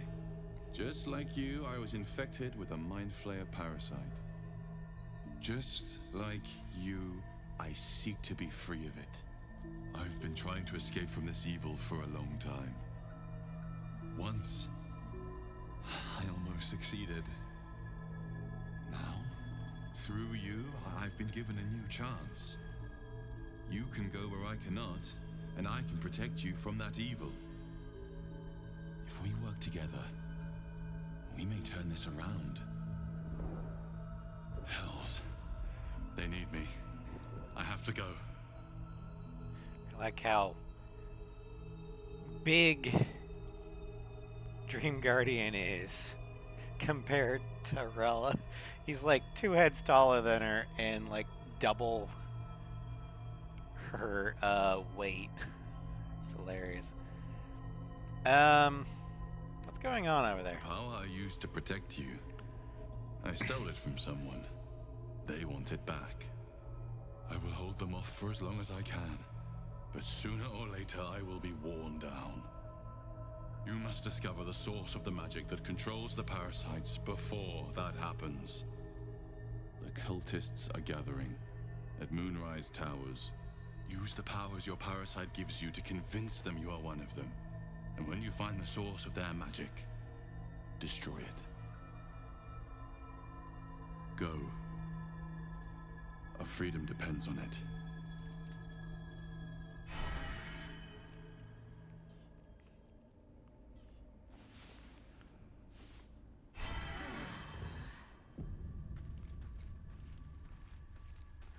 Okay. Let's see here. Animal. Detect thoughts.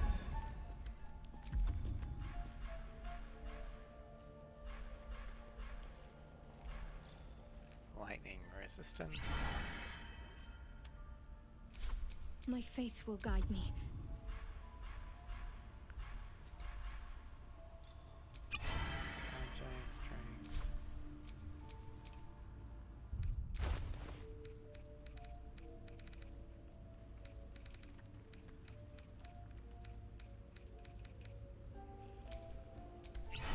Cloud giant strength. Someone there?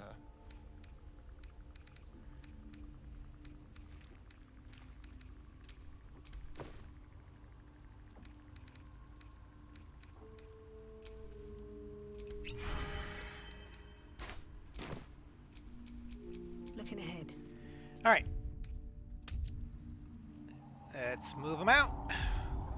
Good, I do have shocking grasp. That's good. Because I'm gonna need it.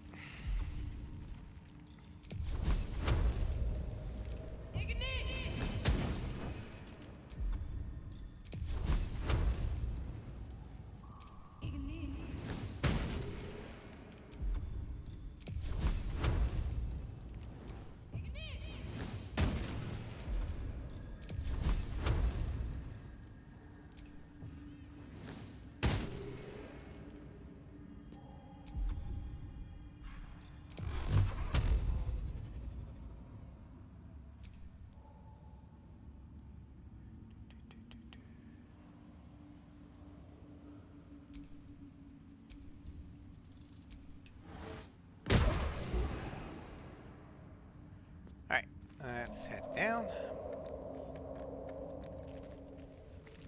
Okay, before we head up to the arcane tower,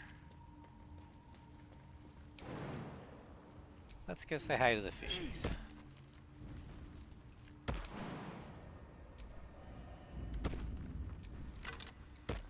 Helmet of Autonomy. Proficiency in wisdom saving throws. Oh, alright. Doubt I'll ever use it, but...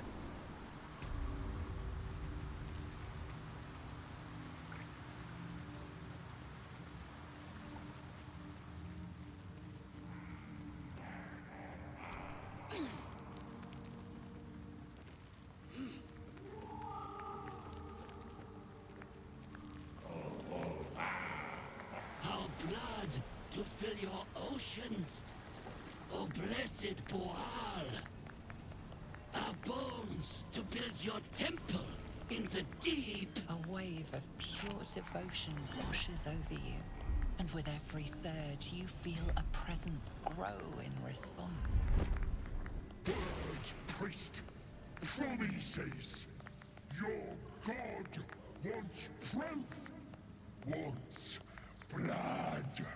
These beings are Kuatoa, former Mind Flayer slaves that manifest their gods through sheer belief. Sort of like Warhammer orcs. If they believe it, they make it so. Our Lord of Murder demands sacrifice. You will be an offering for the great god Boal. Alright. Arcana. Trying to determine who or what they're talking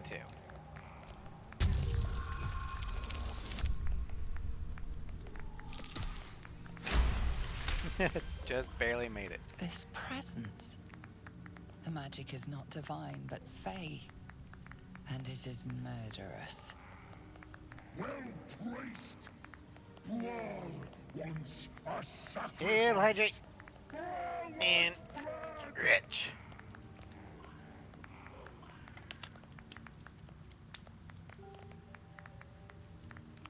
Alright.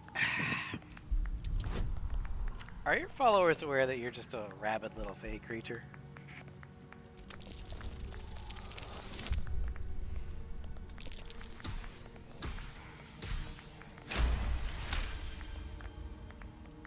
Little, I'm a god, and I'm gonna rip you, tear you, wear you for a hat.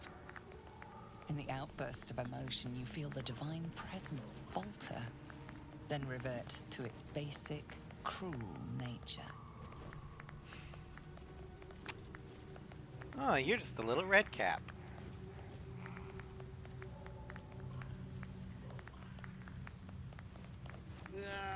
Bollocks! Don't do anything hasty now. The fish folk got plenty of power. We can share. Blessed Boal. What? Shut it, you! I'm talking to my chosen. Chosen got power. You want power, don't you? Watched a vid where somebody got their character's AC to 50. How do you get your character's AC to 57? Jesus. I mean, without mods.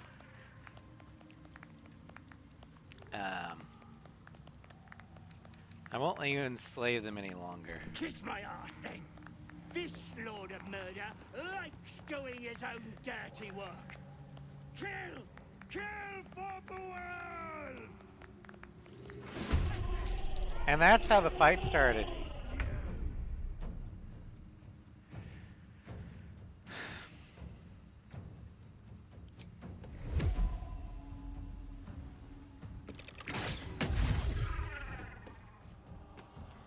Let's see here. I do have an arrow of lightning. And these Kuatoa... Oh. They're not weak to lightning. Well, darn. Okay, then I'll just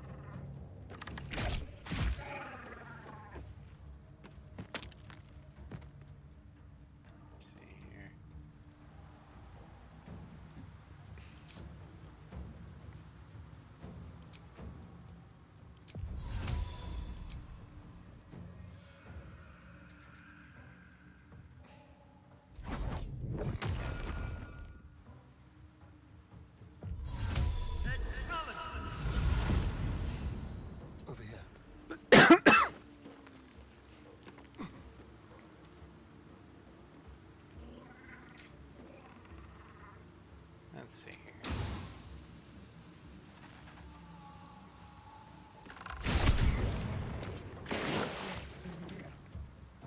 That's bullshit.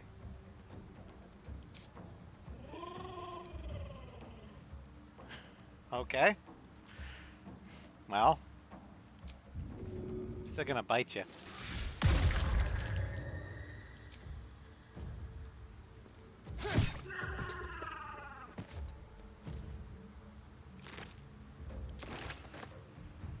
Nothing will stand in my way.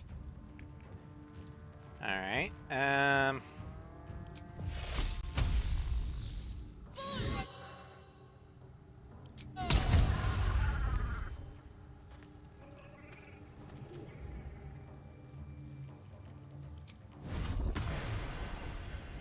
Neil! Light on my feet. Victory awaits.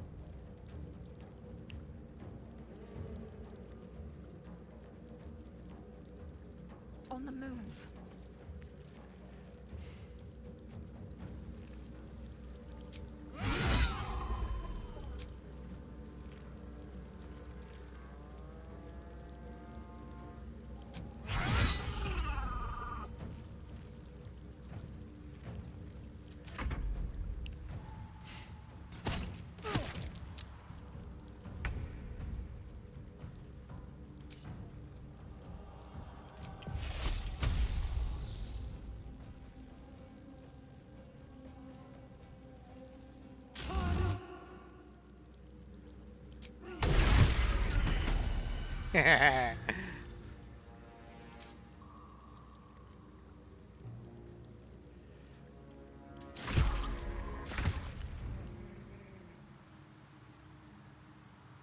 Let's move.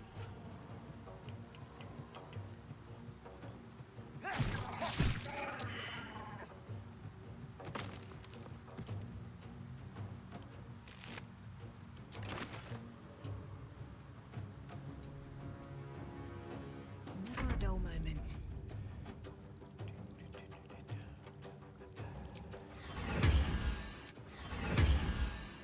Erect.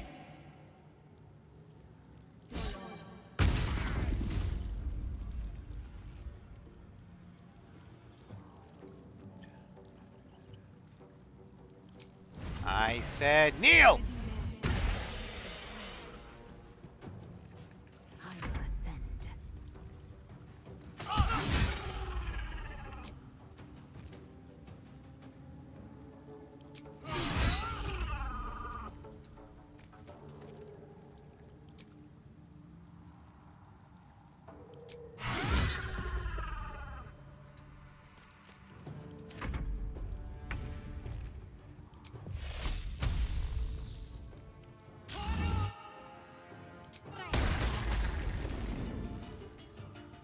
Gotta be kidding me. Down with you.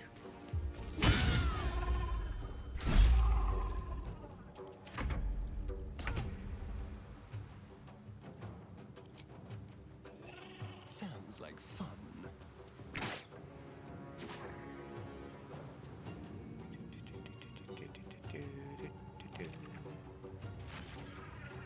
Still on my feet.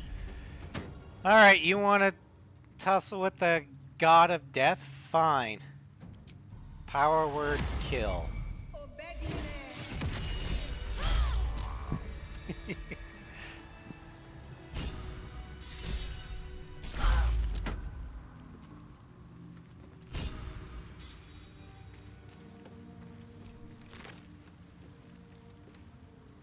Well's arms.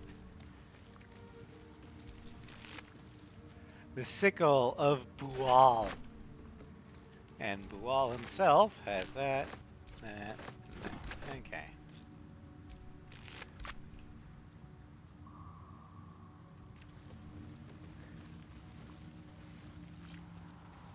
Well, there's a chest.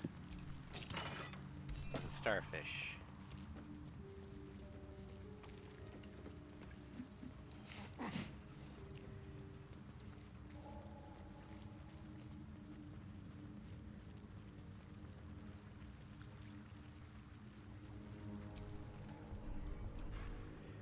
skull. The ecstasy of murder. Once Baal's favor has quickened within one of his beloved murderers, the bliss of his love is nigh indestructible, for he blesses his loyal with a new sensation, a mindless, instinctual, primal sensation that comes from within the bowels, an erotic spasm that washes over the killer in the instant, or in the moment of murder. It is said that in that instance, his divine essence can almost be tasted.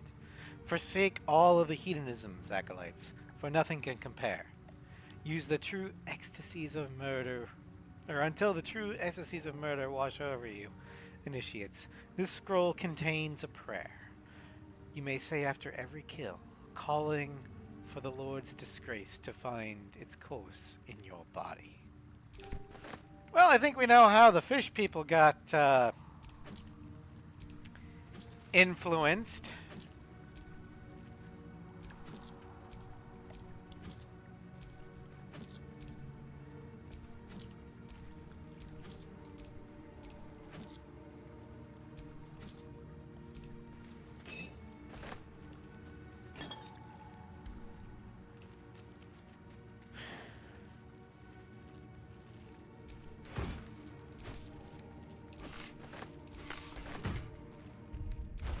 Send the arrows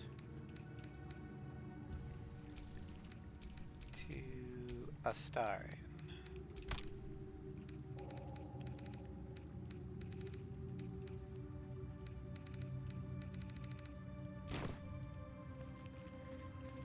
All right.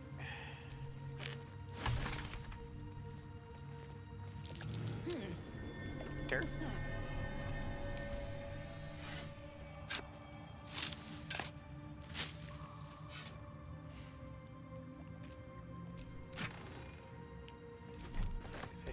That's it.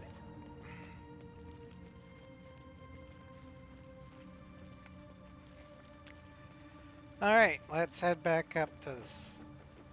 Well, I wouldn't say the surface because we're still gonna be in the fucking Underdark, but we could go up to, you know, where the Arcane Tower is.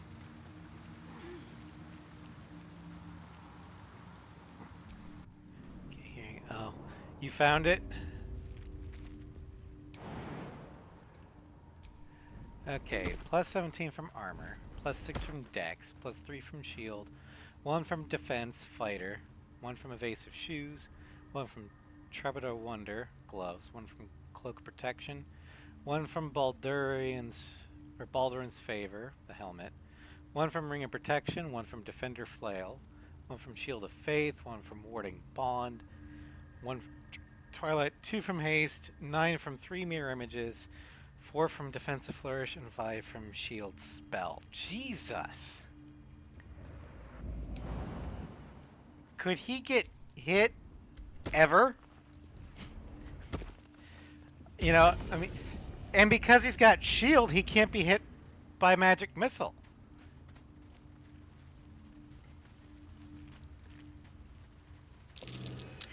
Bullet burrows. Best step lightly. There's a land shark about.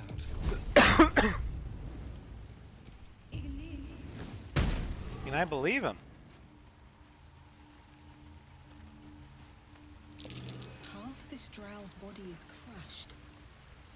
Must have fallen from pretty high up. Journal.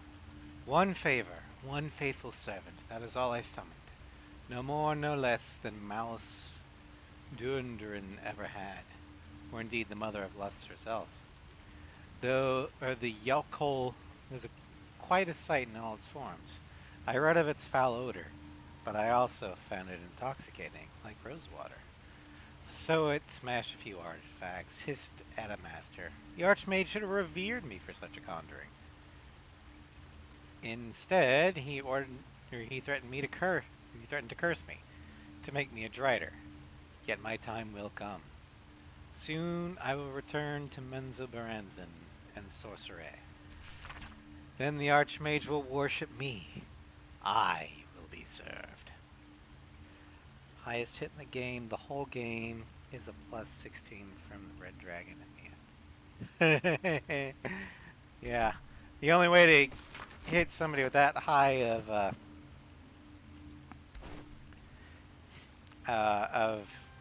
an AC is literally to get a nat 20. Take a closer look.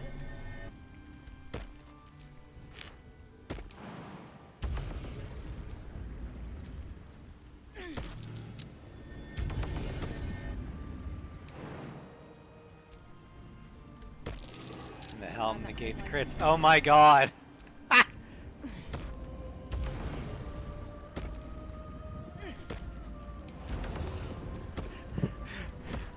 So, his character's literally hit me, bitch.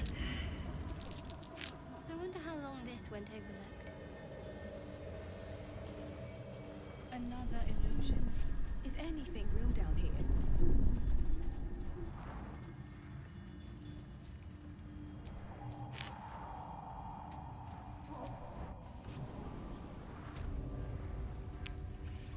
Alright. Overgrown tunnel.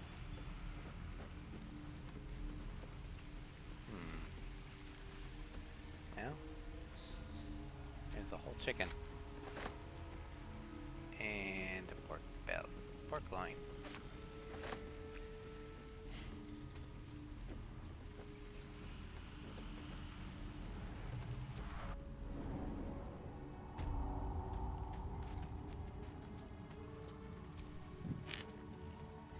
AoE shoves, most non-lethal spells are also problems.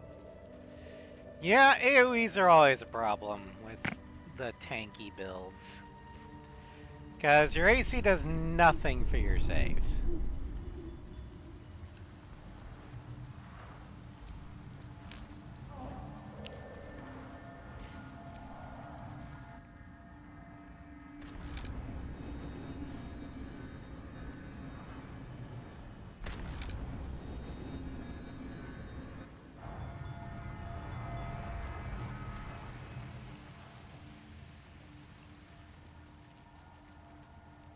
Alright.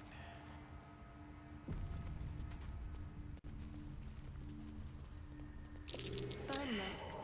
Not from someone's campfire either. Best be careful.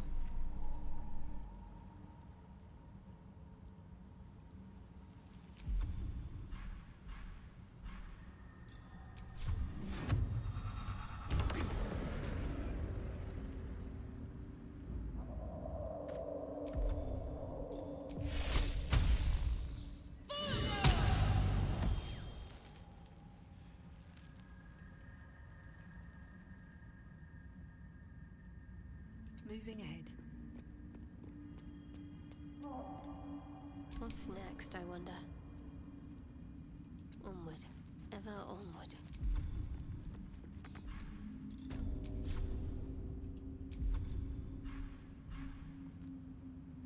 See here. Dash.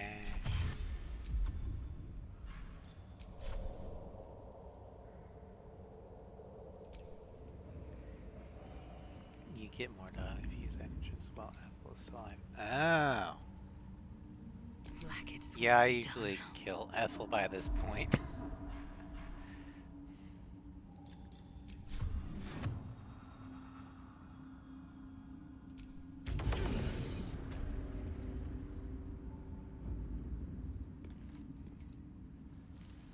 Proceeding.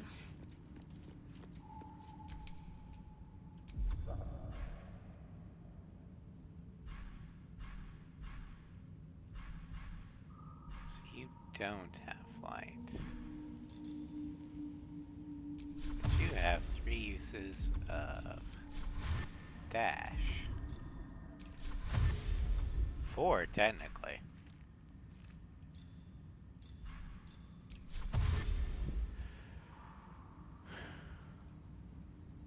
Over there.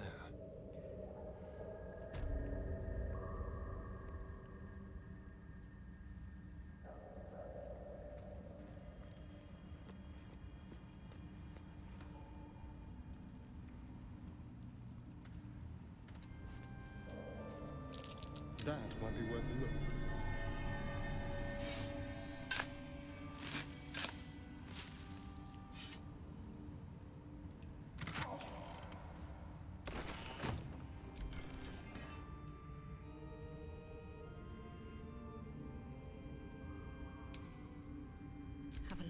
mind. And, well, in it.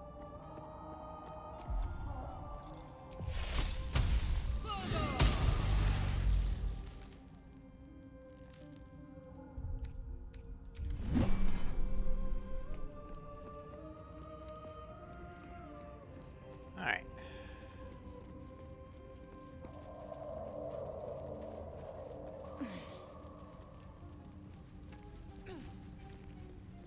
God damn it. Starion. Hardly a challenge.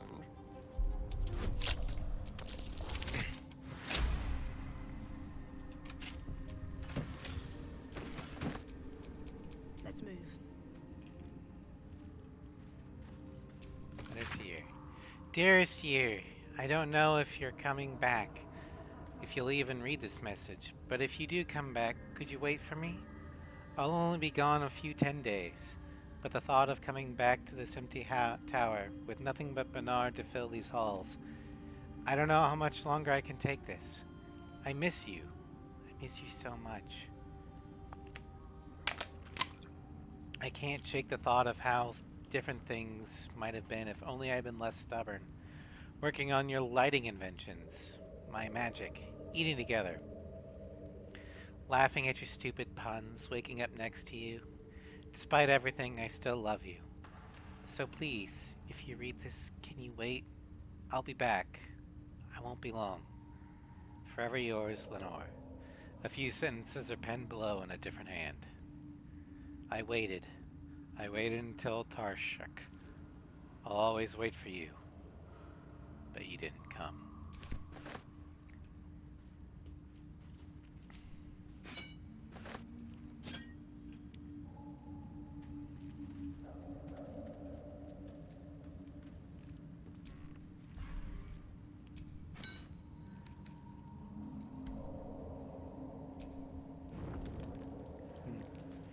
Alright. Now, normally, what I usually do to get into the tower is I go up to the tower, go through the window, and start destroying all the turrets. But Floof and Sen showed me the outside way. So that's what we're gonna do after we level up. Our final level up.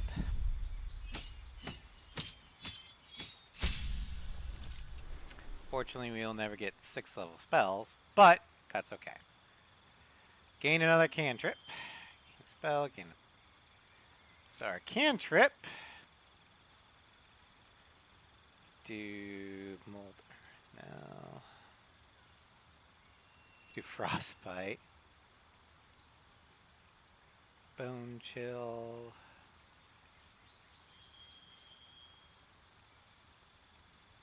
Do we have prestidigitation? Oh, that's a wizard only one, isn't it? God damn it.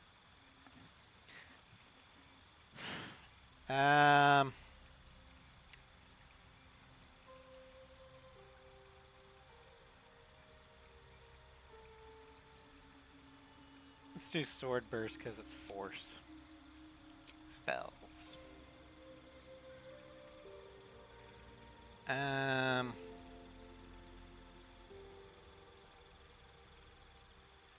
You know, just because we're Dragon Ancestor, let's do Summon Draconic Spirit. And for Meta Magic, we can do Extended Spell, Heightened Spell. Let's do that one. Place Spell. Chaos Bolt just doesn't seem to do much. So we're going to replace that for...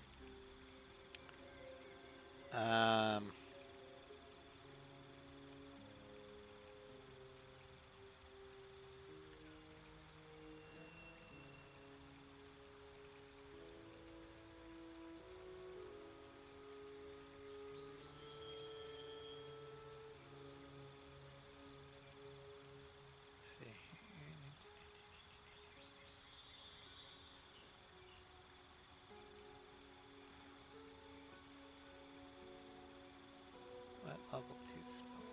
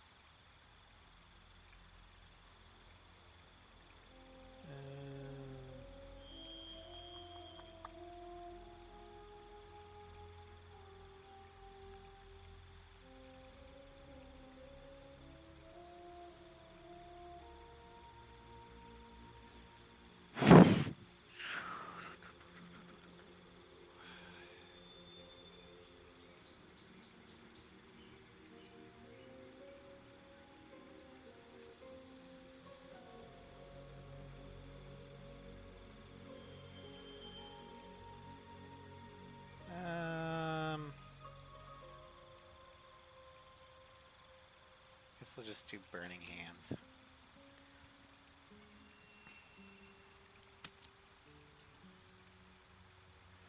Okay. And feet.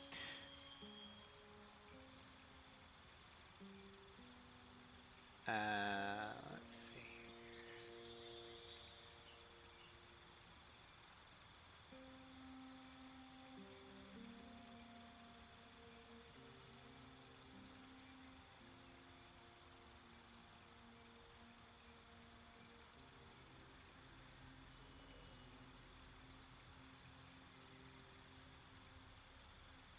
Let's see here. What are my proficiencies in saves?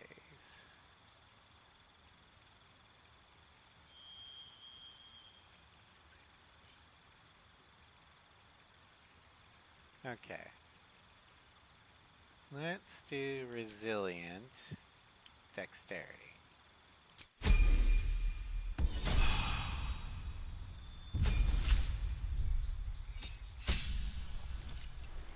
Pair spells. Harm. Heal and harm.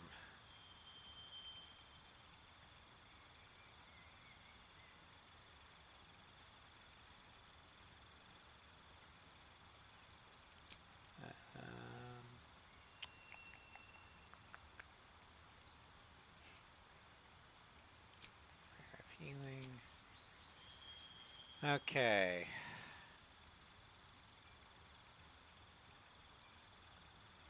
I could use ability improvement to get her wisdom up to 18 or up to max. Or I could do Mage Slayer. I think that'll be more helpful later.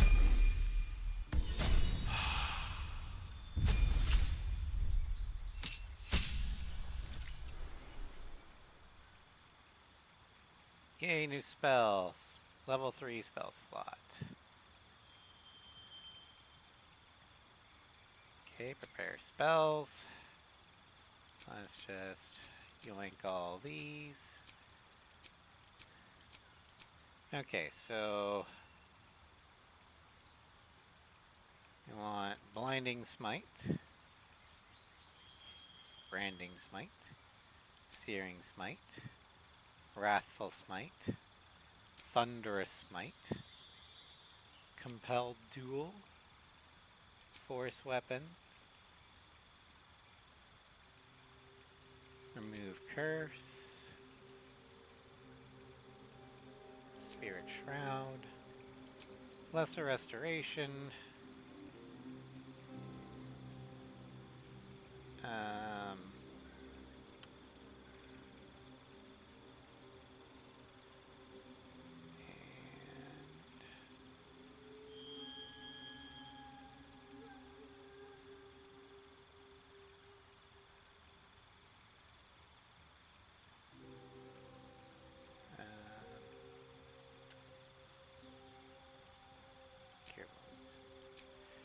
Alright, feet. We'll do ability improvement, get the charisma, and con up. There we go. And then finally, Astarion. Level 9 Ranger. Spells. Let's get Lightning Arrow, replace spells. We'll get rid of Summon Beast. And instead, get Long Strider.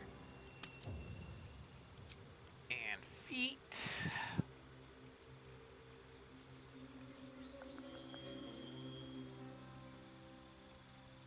Let's just do skilled.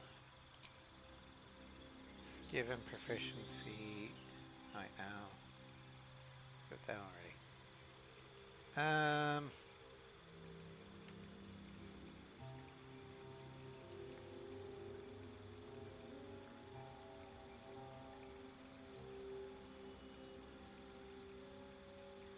Intelligence. Druid. Let's do Druid. Let's Give him some cantrips. Guidance. Resistance. And spell. Speak with animals. There you go. Alright. So this is the way that Flufin Sen showed me. Let's go this way.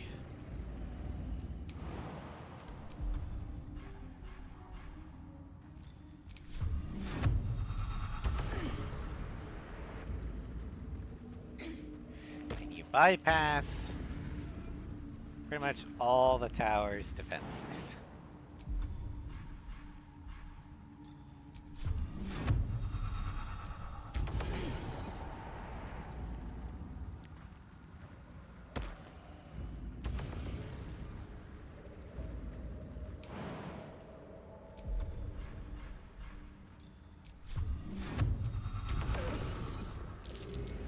Something over there.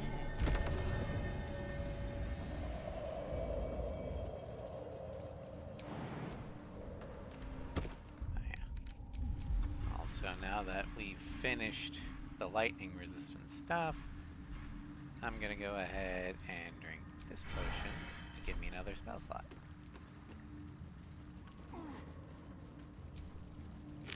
Yoink.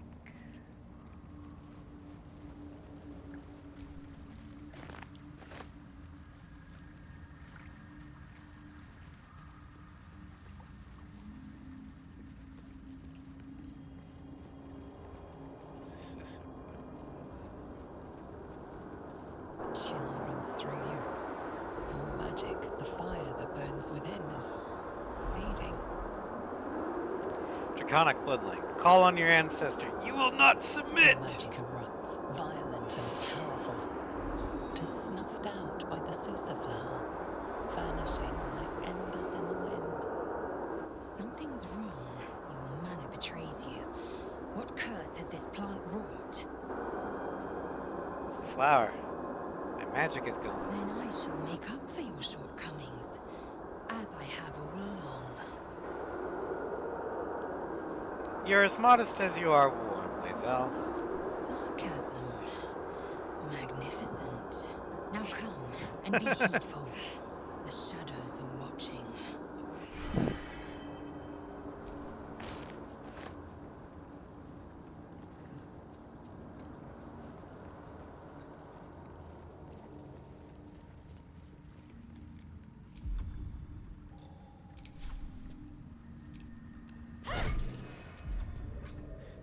Here, Lae'zel, prove to you that I'm still a combatant. I can bust down a door on my own, so fuck you.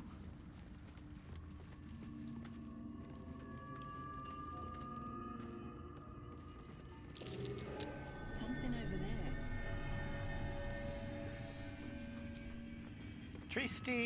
Treatise on the anti-magic properties of Susa flower. The Anti-Magic Properties of the Susa flower, or Tree Flowers, by L.D. Hurst. For those knowing about Susa trees, their magical properties have always been a topic of debate. Not only their ability to create an anti-magic aura, which is complete enough that even those unattuned to the weave can feel its effect, but also, and most interestingly, to those living in the world above, the way its roots, bark, and flowers can be harnessed to make magic items. Rumors of such items are rare, but spread in settlements bordering the Underdark. Their existence, however, has never been confirmed by any of our clerics, nor by any other reputable scholars. I hypothesize that these items are no mere legends, and indeed, in this treatise, I will endeavor to explain how I myself created items that have anti-magic properties, and that use the magical absorption of Susa tree flowers as a power source. Lines have been drawn on the following pages, as if the author intended to fill them with writing, but the remainder of the thin book is blank.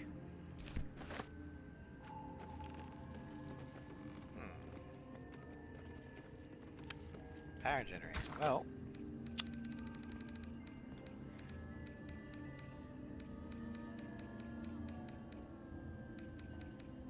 In you go.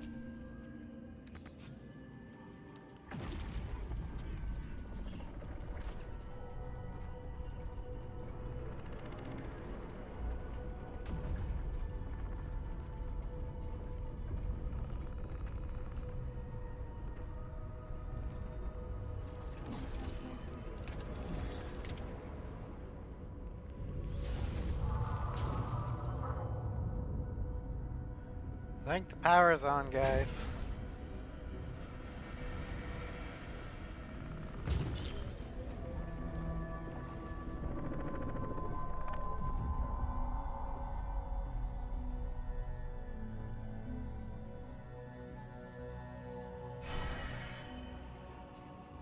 Alright.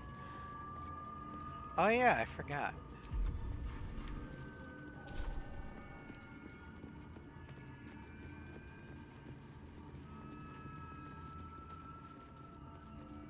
Need room to cast it.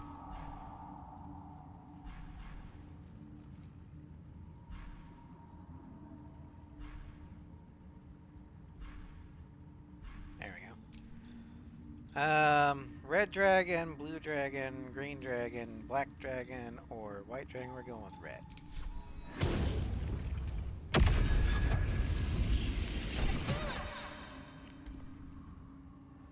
Who is that good boy? Although you can't walk. But that's okay. You've got a disguise. Now you're a Jessamine!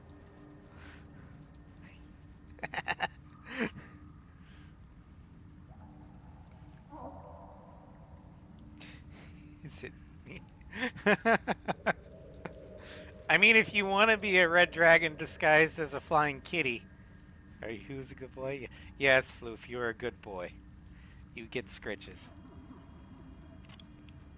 Scritch, scritch, scritch, scritch. There you go.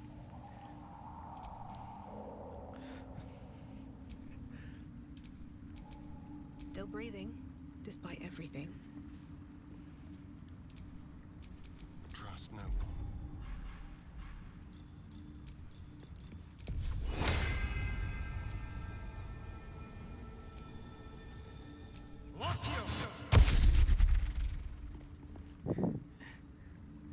Inappropriate amounts. God damn it, Floof. Why did you make it weird?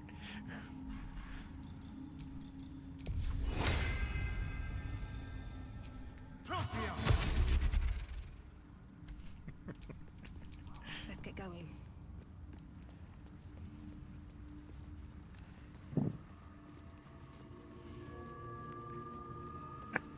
Dancing hamsters. That's my only response I get from it. It's just dancing hamsters.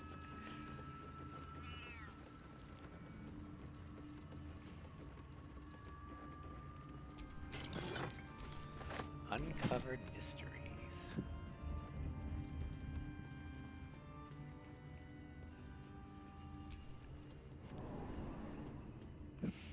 All right.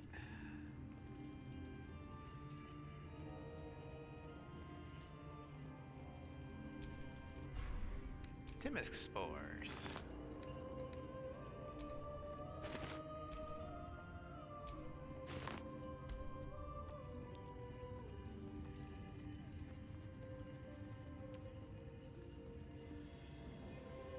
Over here we have tongues of madness. I'll take that. Alchemy. Elixir.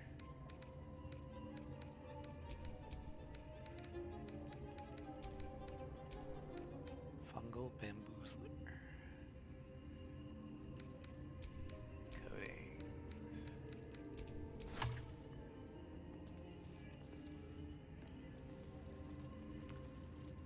Alright, is there anything else? Not really, okay. And I don't think there's anything over here.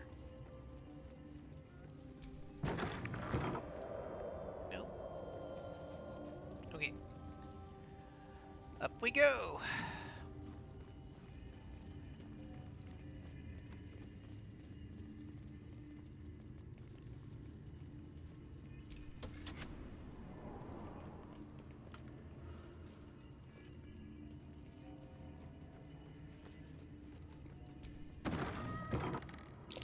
The chest. I can feel its magic. Scroll of mage armor. Chest of the mundane.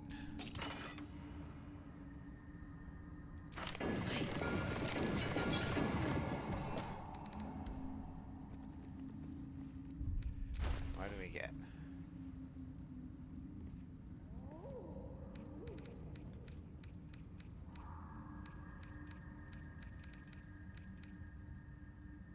Hearthlight bomb.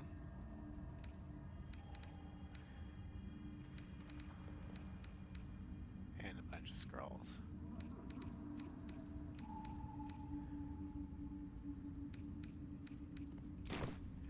Okay.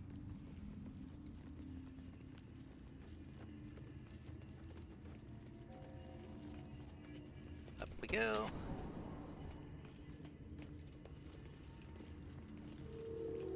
Chest.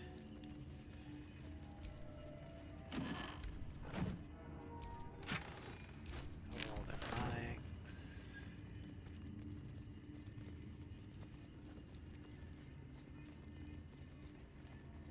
Another painting.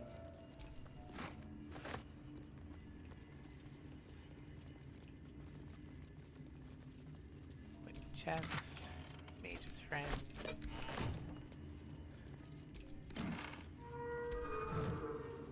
Wait, how much is that dark? Another dream. Another order from that dubious visitor.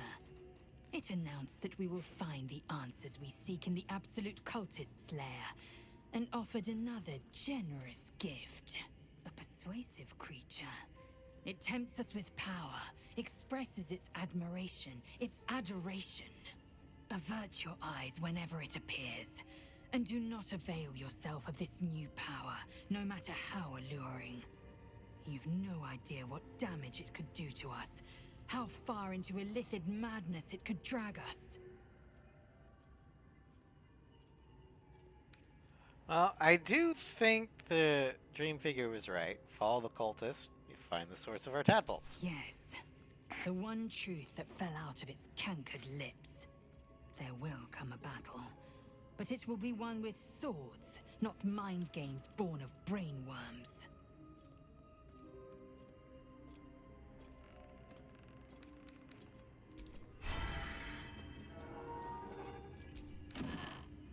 Okay. Only 14 gold. Eh.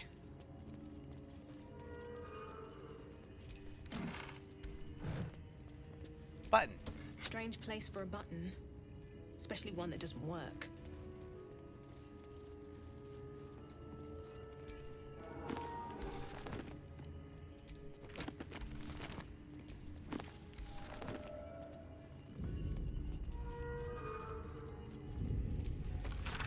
The writing on this torn out strip of paper is shaky and blotted with tears, making it barely legible. The silence stretches on. I'm all alone. Please, can I hold your hands for just a little while? Seems like the owner was quite the literary type. An engraved disc of Githyanki origin, containing a complex cipher that can decrypt ancient Gith dialects.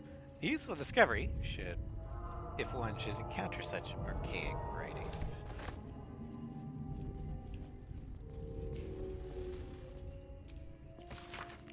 Dearest Lenore, I'm not sure I should say this, but your last letter really worried me. Why in all hells would you tame a bullet? Just because you found it near Myrna's grave doesn't mean that it's a sign.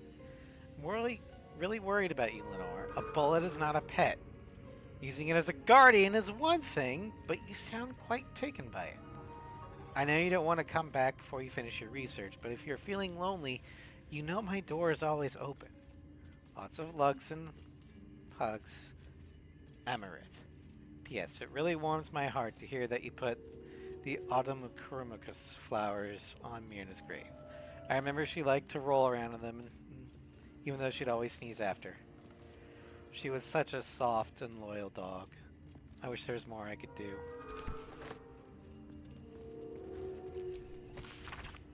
The Road to Darkness. An epic tragedy about power, corruption, and loneliness. Prologue. A lonely road. Thunder and lightning enter Sorth. New sounds through damp and dark oppression break. Is it the foe, that foul contemptuous heel?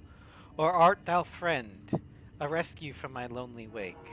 Come out of love for me, not love for blood and steel. Enter Rhysia. How would I know? How would I know, Sorth? It's been so long. What do I know? Or what do I know of you and you of me? Wait, do you hear that sound? Enter Amphimus. What's this? Those figures so familiar, both. But still you seem so strange. It's Amphimus. Dear Amphimus, what happened to your face? It's pale as death. Your eyes are as black as Shar. And you, I saw your teeth as sharp as blades. And what is with this road so slick with blood? What happened here? What happened to us all? Exeunt. End prologue. Act 1, 10 years prior. The rest of the play tells the tale of 3 elven friends, their paths to power, and how, corrupted, mad, and lonely, they killed each other. Okay. From bark here we made our stand, meant to rule but led astray by wicked tentacle and wicked hand. This world belongs to the Grey. Orndal stole all we had, yet taught the weapons by which to slay. Forge your minds to ironclad, this world belongs to the Grey. The exile freed us with his command to conquer what was taken away. Crush every monument into finest sand, this world belongs to the Grey. Trade your heart for steel intent, for whip and mind we flay. Let them all hear of our descent, this world is nothing but grey. Are you winning, Rats? Hi, Geo. Kinda. We've beaten the tower, more or less. The disc appears in your mind's eye. Lae'zel sees it too, and considers the vision. Tissue markings. Ancient. I recognize them, but I can't make sense of... No. Wait. The texts are enciphered, but I've solved the pattern. It's a story. About Orpheus. Your head buzzes in concert with Lae'zel's, but it hardly matters. Even without the connection, you'd recognize her discomfort. All right. Who's Orpheus? Traitor. The dead one. This text is heresy. I can hardly bear to read it, let alone speak it. You'll bear it just fine. Tell me what it says. Very well. I will read it to you. The Prince of the Comet, Part 1. So it was that we were free from Geich shackles and turned our blades on each other. The heavens were shattered, and one great empire was divided in two.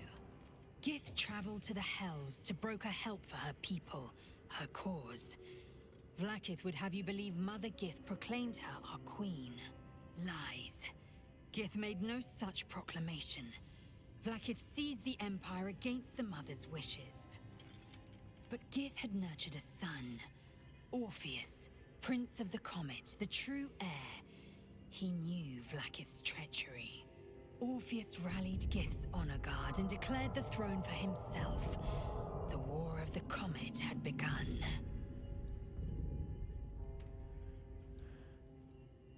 Disregard this drivel. Gith declared Vlaakith queen of the Empire, and her own son defied her. Orpheus would have ceded control to the Geich.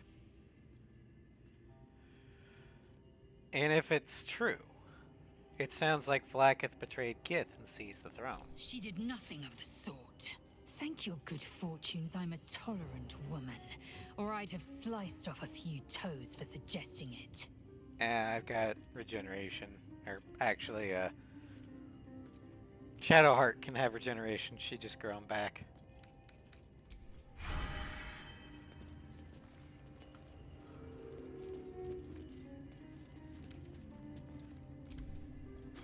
Such a strange disc. Are these Githyanki markings? Alright, we made the full circle. Let's head up to the top floor.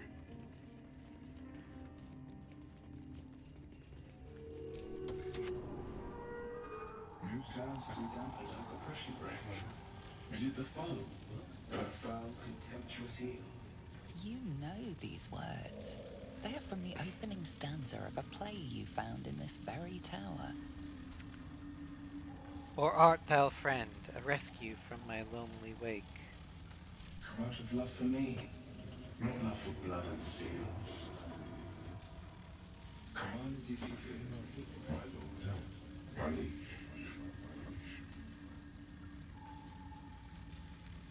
Who are you? An unbeknownst command that I cannot fulfill. What is this place? An unbeknownst command that I cannot fulfill. Okay. The silence stretches on. I'm all alone. Please, can I hold your hands for just a while? Of course, my love. Don't be afraid, sweet girl. What can I do? Would you like a hug? Sure. Why not? Come here. For just a moment. There. His arms are too tight and too low for a comfortable hug, as if he's meant to be embracing someone slightly shorter. Remember, you are loved, Lenore, so much. You're doing great. And everyone will be so proud of you. As I already am. So, Lenore was so lonely. She built a construct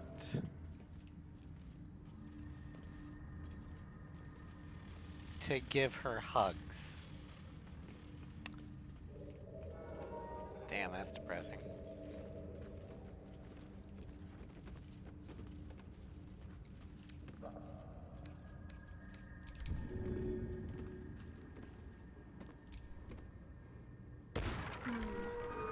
As much as I enjoy a sit down, a strengthening bludgeon is more useful. The Club of Hill Giant Strength.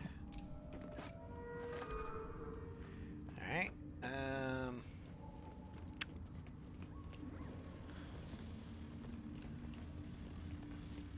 There's not much actually here other than...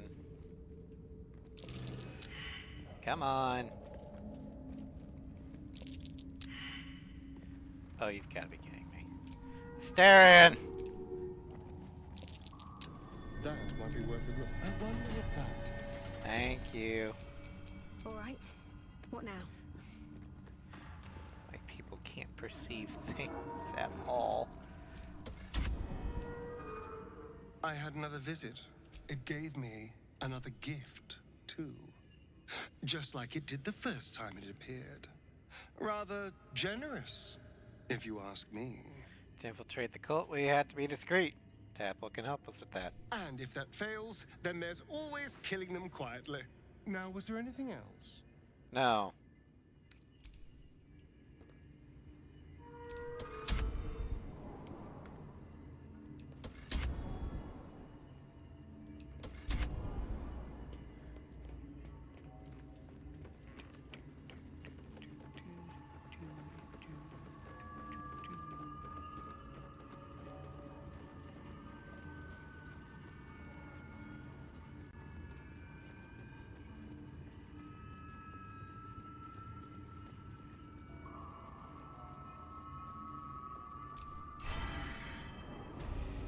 Into the secret workshop.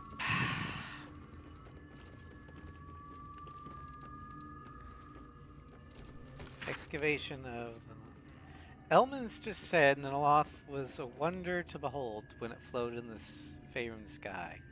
He was surely right. This Netherese enclave was once a jewel in the empire of magic, with towers that pierced the heavens, and yet it fell, just as all Netherese enclaves did, crashing down when Karsus's folly ripped magic from the world. But even after it collapsed into the sea, its ruins still held a strange, twisted beauty. I traveled here from Harlra when I heard the sea had retreated and the ruins of Naloth were visible once again. Alas, I was not the first. Looters have stripped the enclave of its material wealth, destroying much of its esoteric riches in the process. I found arcane books used to make campfires, and magic now lost to the ages. I have met some Shadowvar here whose interests align with mine, and we've agreed to search the ruins together. I am grateful for these allies.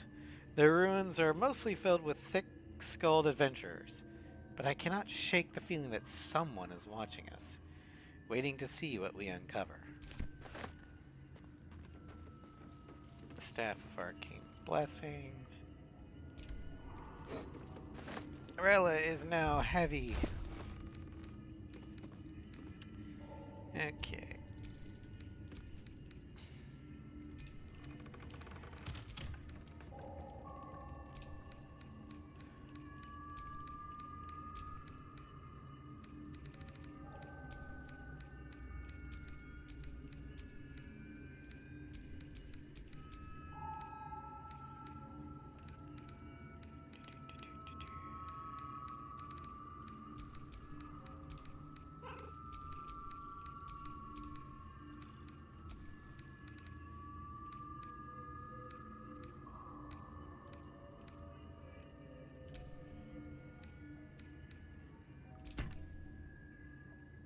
There we go.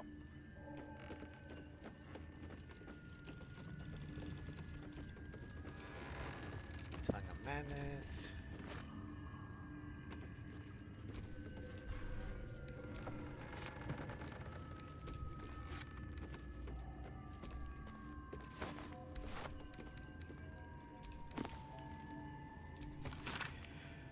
There came to me a woman, whom I shall henceforth call R, greatly distraught at the unusual tempers of her husband, whom I shall henceforth call B. 3 months prior, he'd suffered night sweats, crying out from sleep that he bore the mark of chaos. 2 months prior, he'd taken to calling himself by the name Saravok. 1 month ago, he'd speak of little else but the throne for which he is destined. I attended to be at the couple's farmhouse. He sat calmly at the table, and an unknown book clutched to his chest. I detected no curse or loathsome spirit upon him, nor the presence of magic. Yet upon the light of the candle flame upon him, he raised the book high and exclaimed, "The deaths they bring shall awaken the Father, and through them he will rise." I snatched the book from his hand and flung it into the heart, where it burned not in red or yellow flame, but pure black. It left a single scrap, reading, "He foresaw his coming death, and seeded his essence across the land." B shivered and sighed, as if waking from a nightmare. He had no memory of the book, nor the words he had spoken. Diagnosis: unspecified neurotic enthrallment. Treatment: herbal tincture of garlic and drace, sipped thrice daily until exhaustion lifts. Sounds like he got a hold of the Necronomicon there.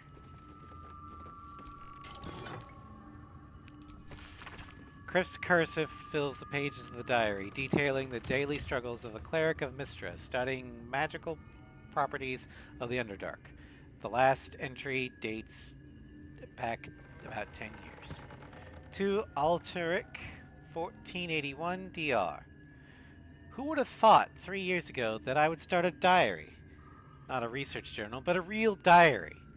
I guess when every soul is more like to kill you than to converse with you, talking to a book starts making sense. And who would have thought 3 years ago that I would be called back to Baldur's Gate to confer with the other clerics of Mystra, right at the apex of my studies? I have all the pieces, but I have barely started my treatise. No matter, I will take my ring with me to show them a glimpse of possibilities.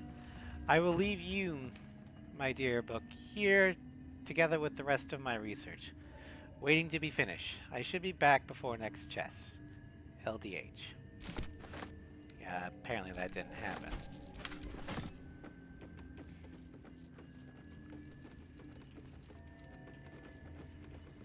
Pick up the basilisk oil.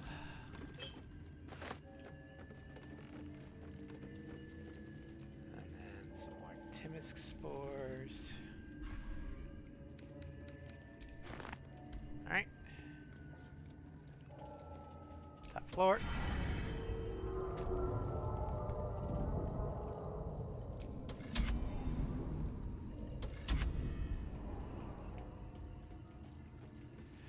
Alright, and with that, the Arcane Tower quest is done.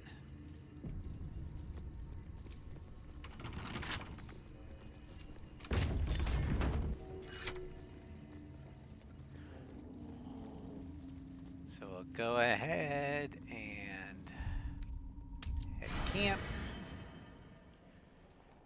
for long rest, and then we should be good to end the stream.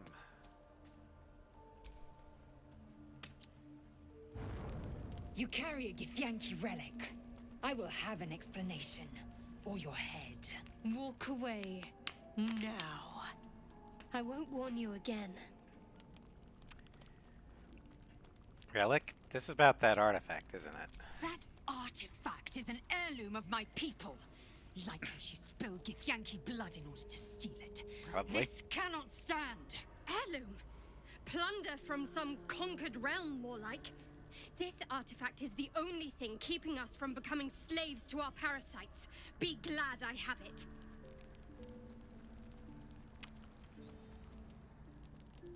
I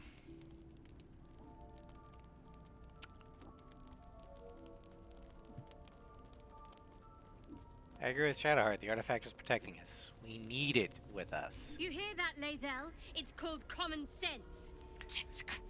You seek reason in dishonor. Alright, so any ideas how we settle this? The bad blood must be purged. A jewel come first light. You mean I'd get to prove you wrong and thrash you? I love it. Get some rest, Lae'zel. You'll need it.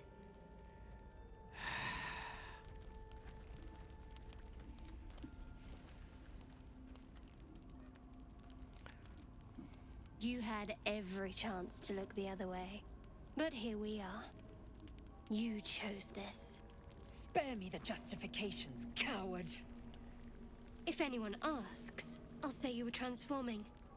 Don't expect to be mourned. Hi. I'm right here. Shadowheart, stop. You don't have to do this.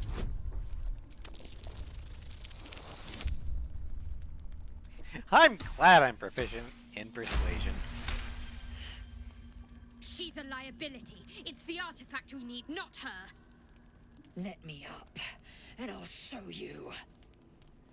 Cooperate, Lae'zel, for your own sake. Surrender? A disgusting notion. You had better warm to that notion very rapidly, or your journey ends here. We needn't be enemies. There's plenty of those to go around already. What would you have? That we be friends? Let's not get ahead of ourselves. Let's go with allies. Friends can come later. After we've shed blood together. Imagine what we might achieve if we channeled some of that hostility back at our real foes, instead of each other. They wouldn't stand a chance.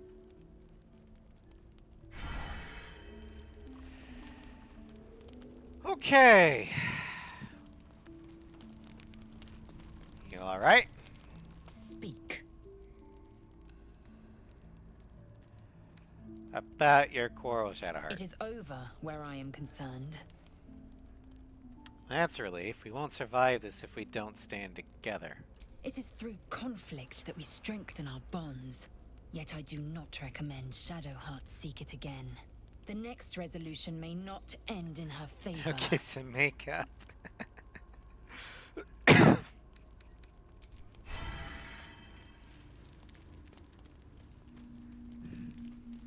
I mean, Lazille does have a point.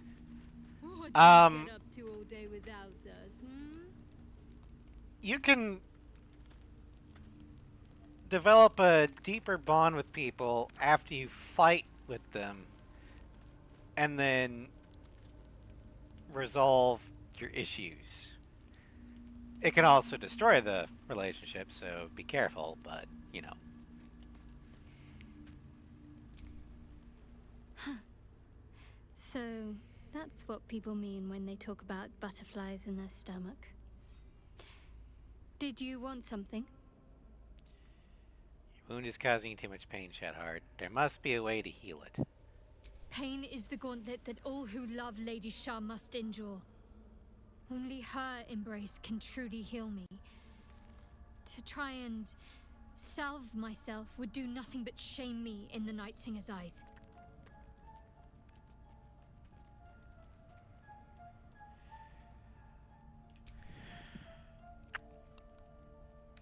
I know I could probably get the check easier with persuasion, but if I do religion and succeed, I think she'll approve of it more. So we'll try this. You should not have to suffer in order to be true to your faith. And I get guidance from Asterion. Be my wingman, Asterion! Fuck. Well, you did your best. Potato chip!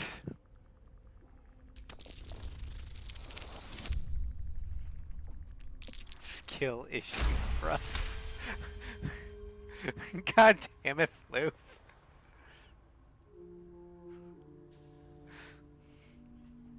Perhaps you're right. And perhaps one day I won't have to suffer. But I don't think that day has arrived yet.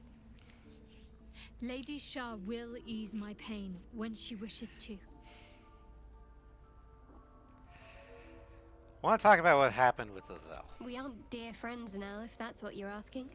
But I trust we can all sleep a little more soundly in camp now.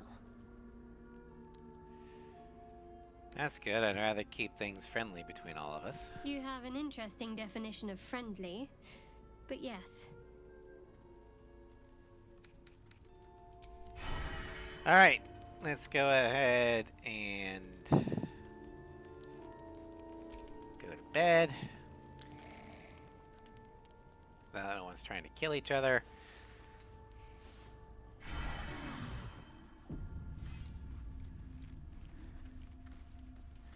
Alrighty, so we're gonna go ahead and call it a stream here. Tomorrow, we'll be doing Final Fantasy X, and we're going to attempt to fight Dark Anima. And by attempt, I mean we're gonna actually try and fight her by throwing all the Aeons at her. We'll see how that goes, and if that goes poorly, then we're gonna throw Yojimbo at her and pay him a shit ton of gil, so he can, you know, just go.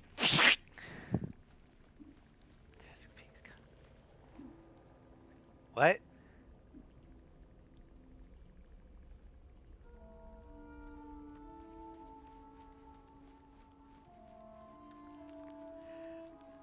Okay, first, yeah, I pulled up the Twitch channel. It's very good cosplay, but first, she's not my fetish. Raven is not my fetish, you monster.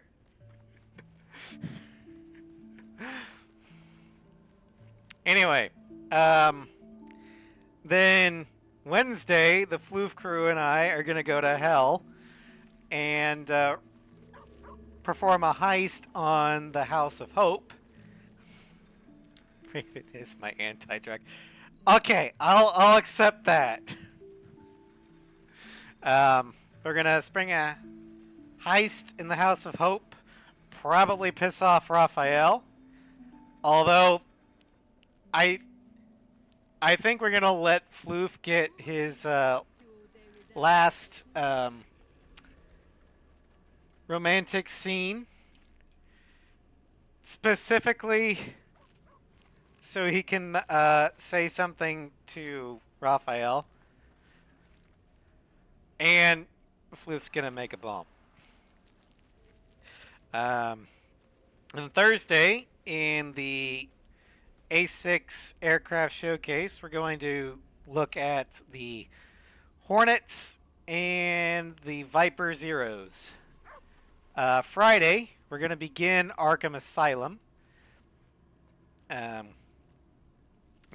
The game that started it all in the Arkham series. Then Saturday,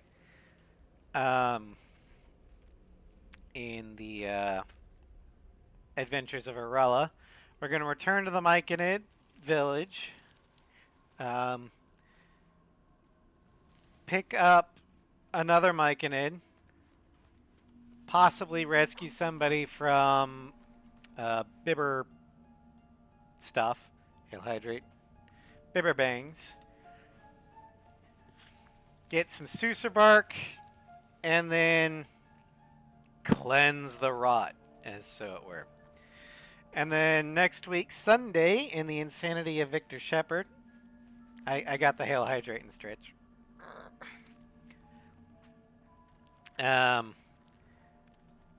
In the Insanity of Victor Shepard, we're going to assist Tally in defending her against treason charges. Then we'll probably head to Pragia and blow up Jack's old Weapon X program place that she was being held captive in. So anyway, thank you all for joining me. I hope you had fun. And I will see you guys next time, or tomorrow, in Final Fantasy X. Good night, everybody.